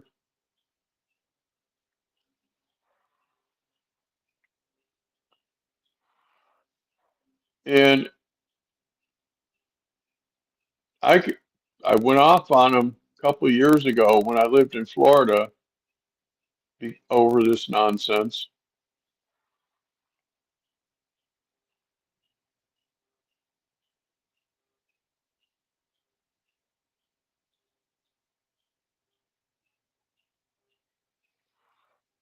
I have to yeah, you have to verify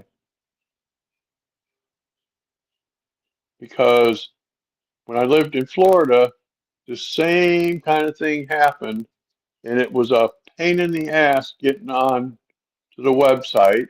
You have so many seconds to sign in. I think it's like 60 seconds to sign in. 60 seconds while you're trying to remember what your password is. So they tell you don't write down your passwords. Well, if you have 60 seconds to sign in, you have to write down your friggin' password to be able to sign in. And if you get to 59 seconds and you haven't hit the login button, you got to start all over. So when I called them, I told them, you know, I said, the VA sign in is so much easier. The user gets to pick their password. You get to save their password so that when you go back on, you don't have to say, now, what is this stupid password that's a million characters long?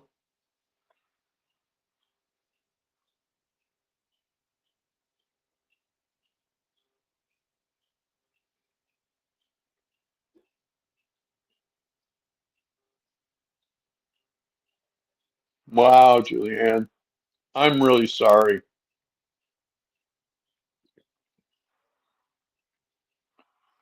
Julianne, if you want to message me on X, I will converse with you. I will help you through it because they're a nightmare to deal with.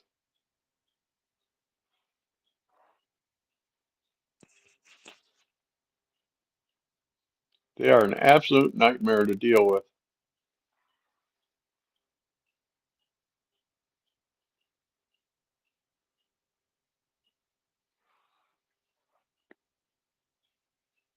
Yeah, my friend in Tennessee, her name is Angel.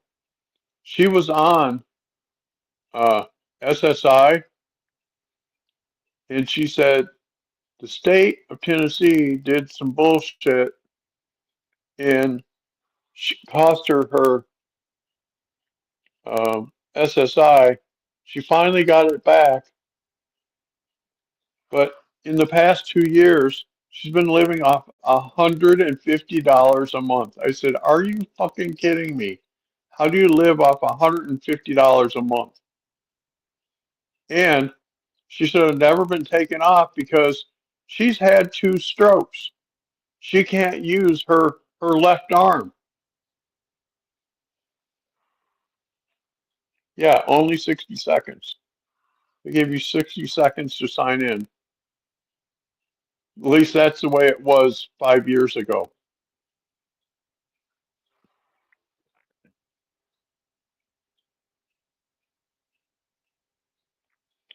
I'm really sorry you're going through that, Julianne.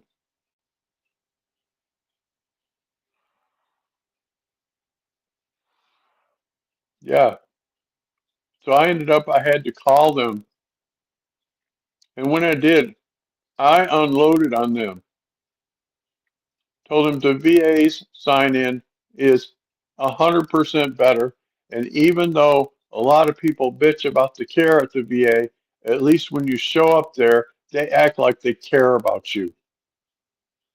I said, now, it may take you a while to get your appointments, but at least the people act like they fucking care. She says, you don't need to cuss at me. I said, well, evidently I do because you people act like you don't care about the seniors. She was not nice.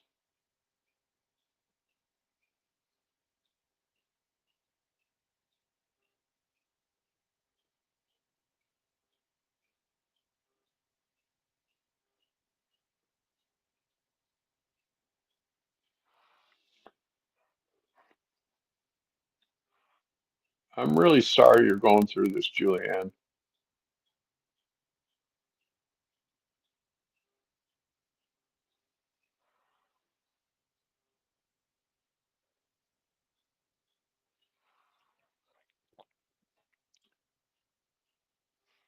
Julianne, if you're on X, follow me on X, and I'll talk with you.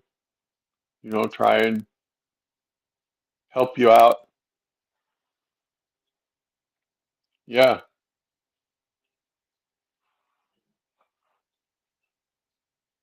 it's like two of my aides got fired over lie. Well, not over them lying. The company lied about them, but the one has a legal case because they sent someone from the company following her around from client to client, take pictures of her showing up at clients. I told her, I said, fuck that. That's stalking. Sue them. I said, they can't take pictures of you driving from client to client and follow you.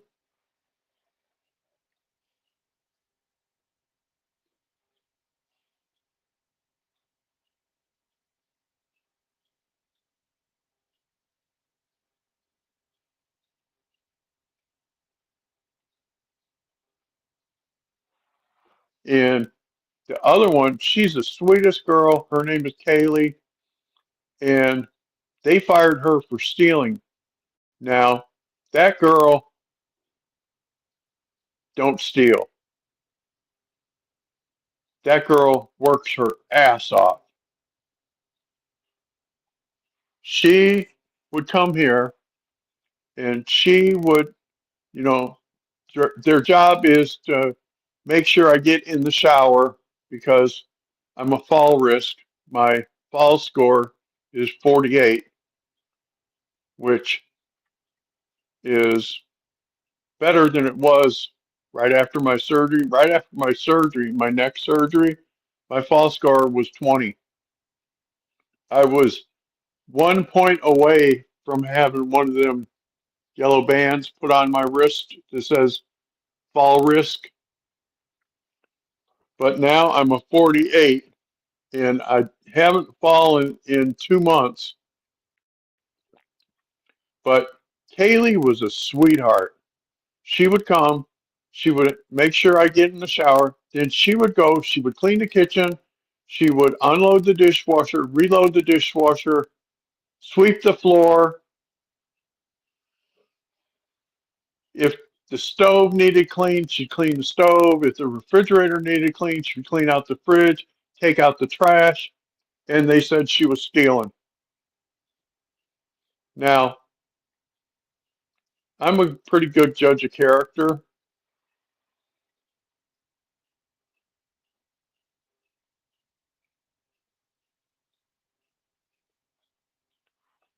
I'm a pretty good judge of character. And if I think that you're going to steal from me, I'm not leaving the room that you're in. I know where everything is at. If something comes up missing, I know what's missing.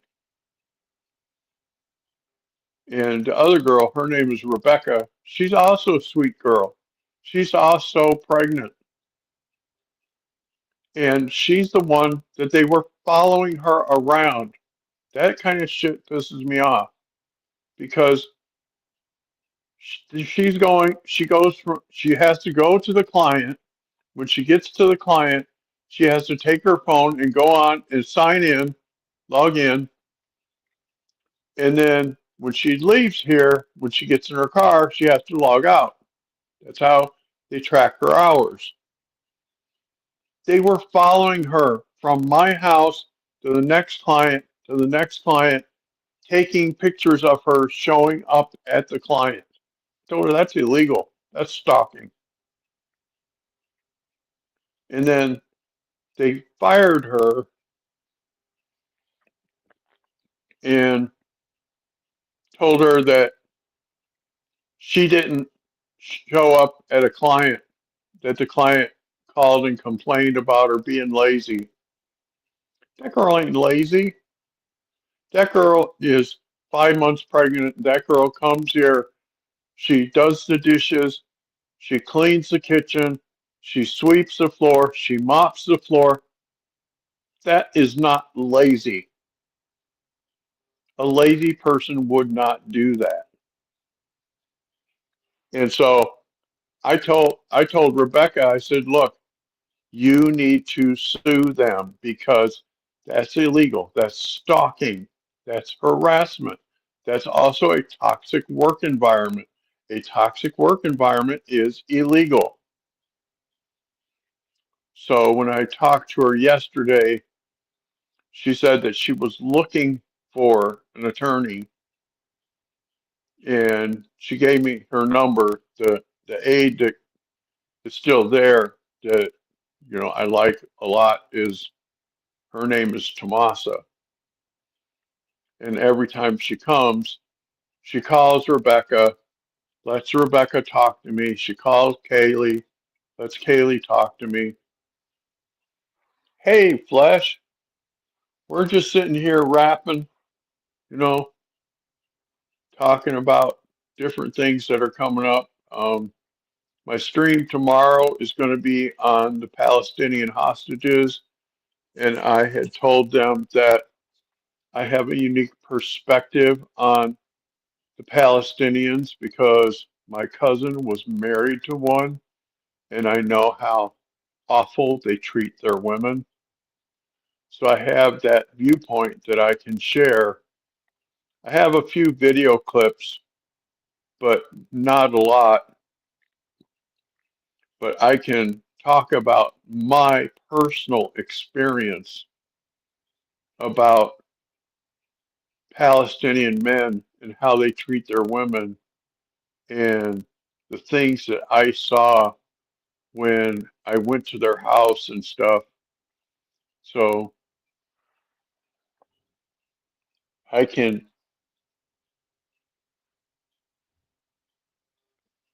yep. Laugh, can you put my my X link, my X account on here so that Julianne can message me?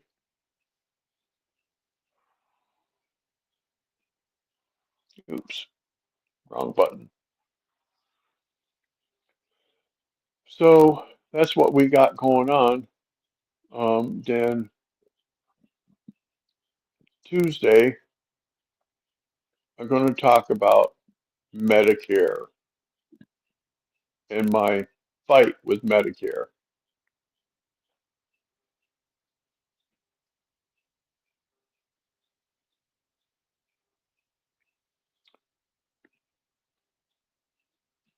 Because I've had, like I was telling them, I've had Humana Medicare for over a year now.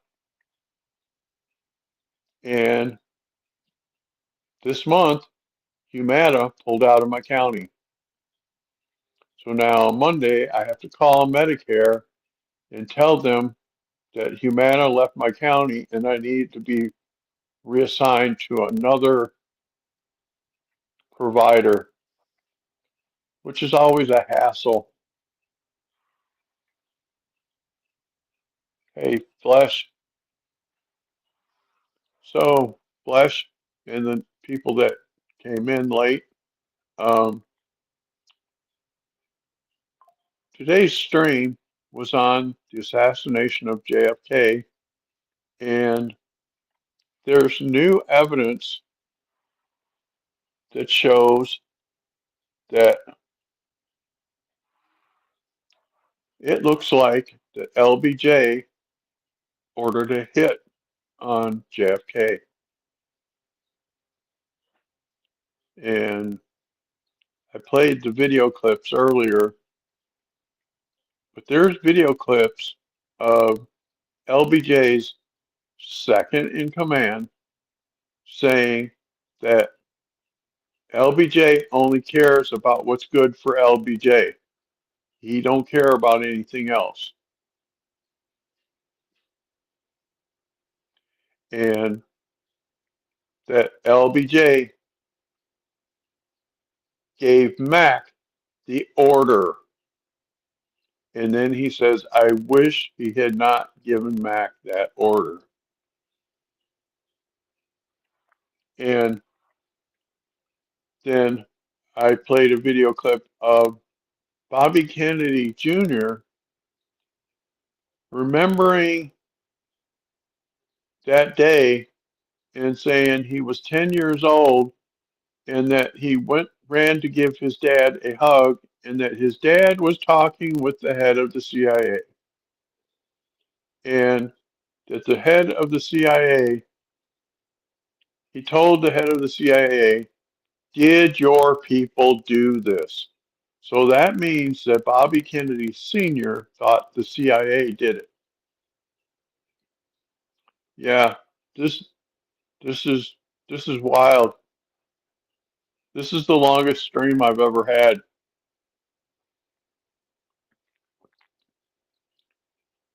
And hopefully it'll get my hours up, my view hours, because people will watch it. Who's a mean man? LBJ?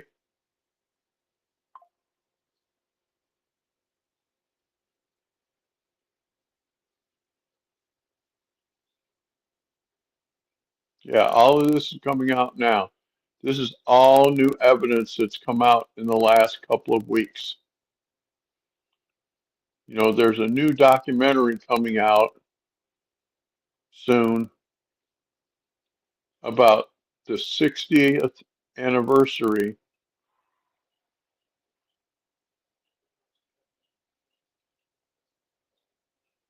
Right. People are more at ease with whistleblowing now.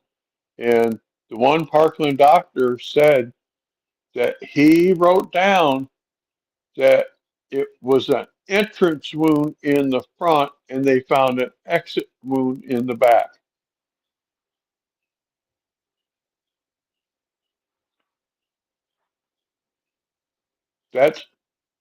And that they told him that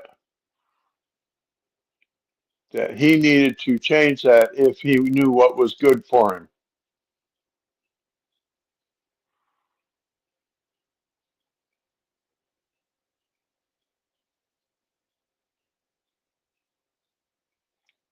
So, Laugh, who did you think was a mean man?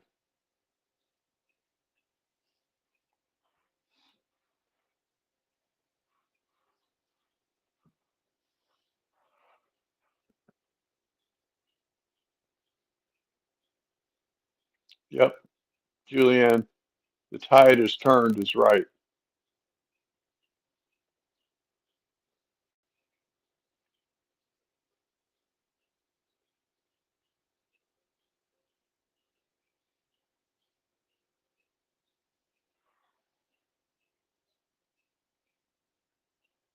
I have to learn split screen by Monday.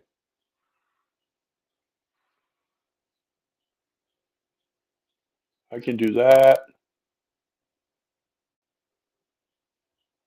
I can do a group layout.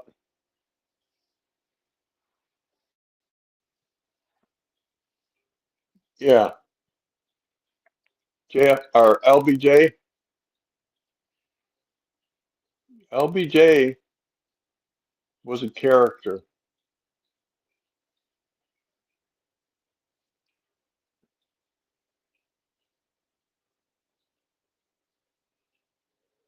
Yeah, it was not the driver, Mookie, because there's here, I'll play the video clip. Where's that guy at?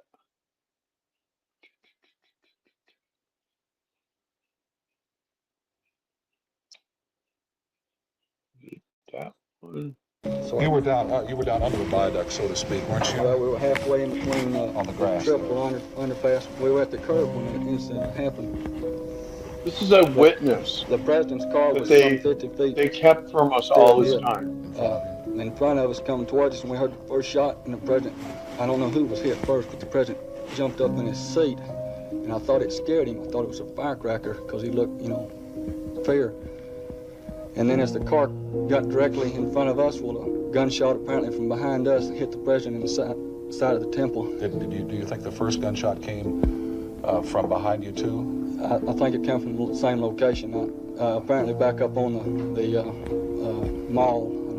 I don't know what you call it. For the benefit of nomenclature, all of you folks have gone out under the viaduct, and as you turn, going under the viaduct on the left-hand side, there's some grass. You should think the shot came from up on top of the viaduct toward the president. Is that correct? Yes, sir. Not on the viaduct itself, but up on top of the hill, a little mound of ground there, the garden. How far away would you say that is from? He's talking about the grassy knoll. Well, I have no idea because I didn't see where the gunshot come from. We were looking directly at the president when he was hit, and he was more or less directly in front of us, and we didn't realize what happened until we seen the side of his head.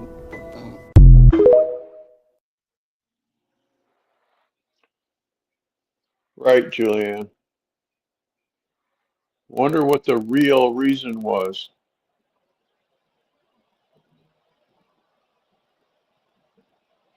Because, okay, because of the research that I've done over the years, I know that LBJ wanted into Vietnam and JFK did not. JFK saw it for what it was, as a civil war that we would not possibly win, that we would get bogged down, we would lose troops, and he did not want us involved.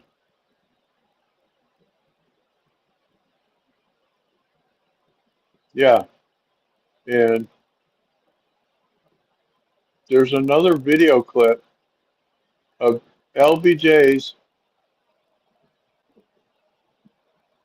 right, Julian, there's another video clip of LBJ's second in command saying, I wish that he had not given Mac the order.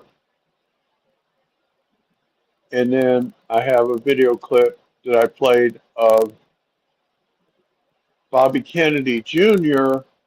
remembering he was 10 years old on that day and his dad was talking with the head of the CIA, and I think his name was McClellan, Mac something, and that his dad told the head of the CIA, did your people do this?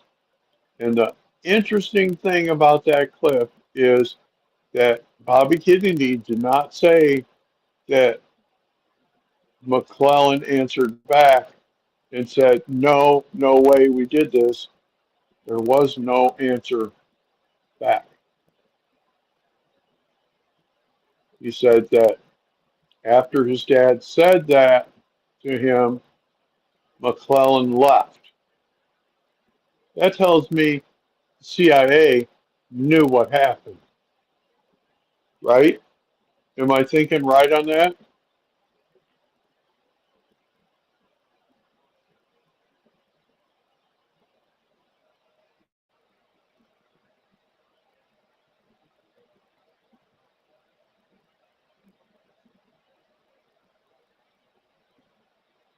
Yeah, I've heard that too.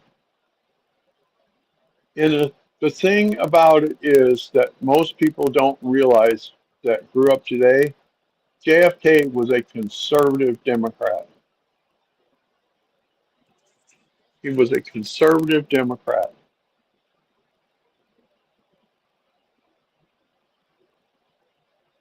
A conservative Democrat could not get elected president today.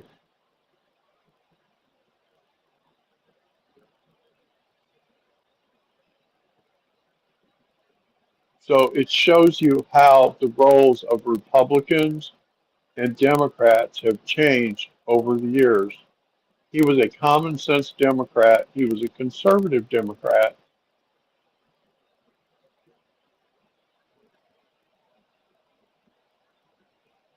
Yeah,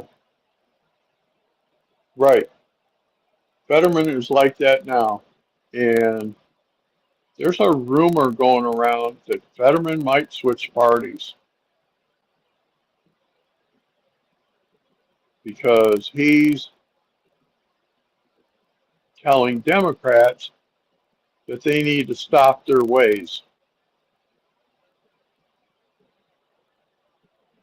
And he has pledged to vote for all of Trump's nominees.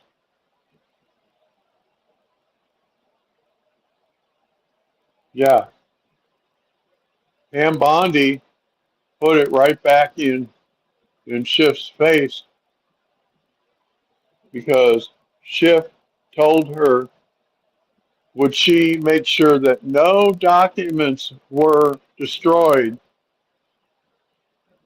and she put it right back at him. She said, "Oh, you mean like the documents that you erased dealing with President Trump?"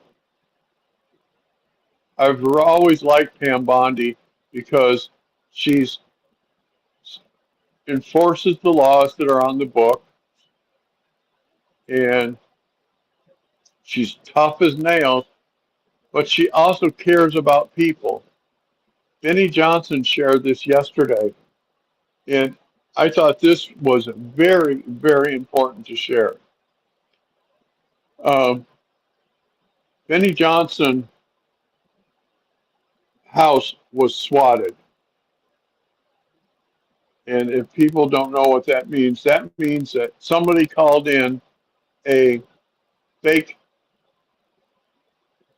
uh, report, like an armed robbery, etc., at that address, and they came in with the SWAT team and terrorized his wife and his little kids. And he said the first person he thought of to call was Pam Bondi. And Pam Bondi said, she said, nobody's going to hurt little kids. I'm on my way. And he said, Pam Bondi got the thing taken care of before she even got there. To me, that's impressive because, yeah, Benny lives in Tampa, and he had met her once several years ago. And because he had little kids that were affected, she said, nobody hurts little kids. I'm on my way. And that she called and got it all straightened out before she even got there.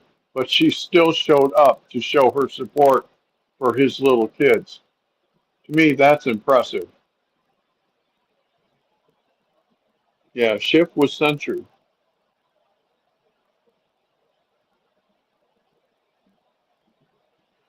Yeah, I did not know that that happened to Benny.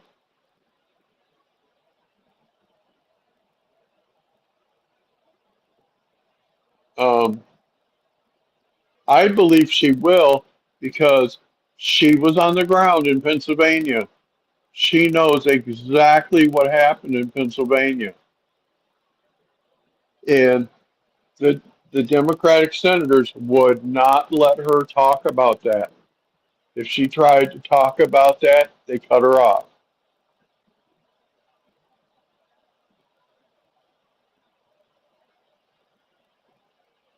Yeah, all the fingers are pointing at LBJ.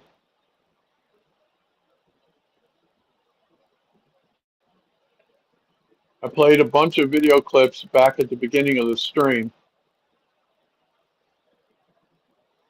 Um, I think I'm going to call an end to it right now, and we'll be back on tomorrow.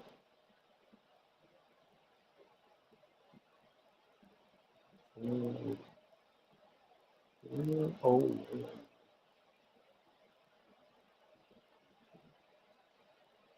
nope, that one.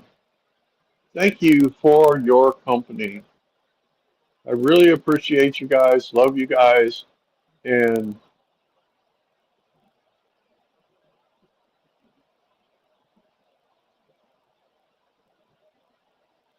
Right.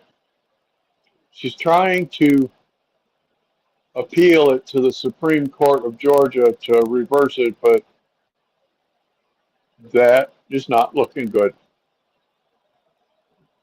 So we'll talk tomorrow, give you insight on how Palestinians treat women from my personal experience from my cousin being married to a Palestinian and all the things that she went through and the way he treated women at his work. He worked for McDonald's in the marketing department as a manager.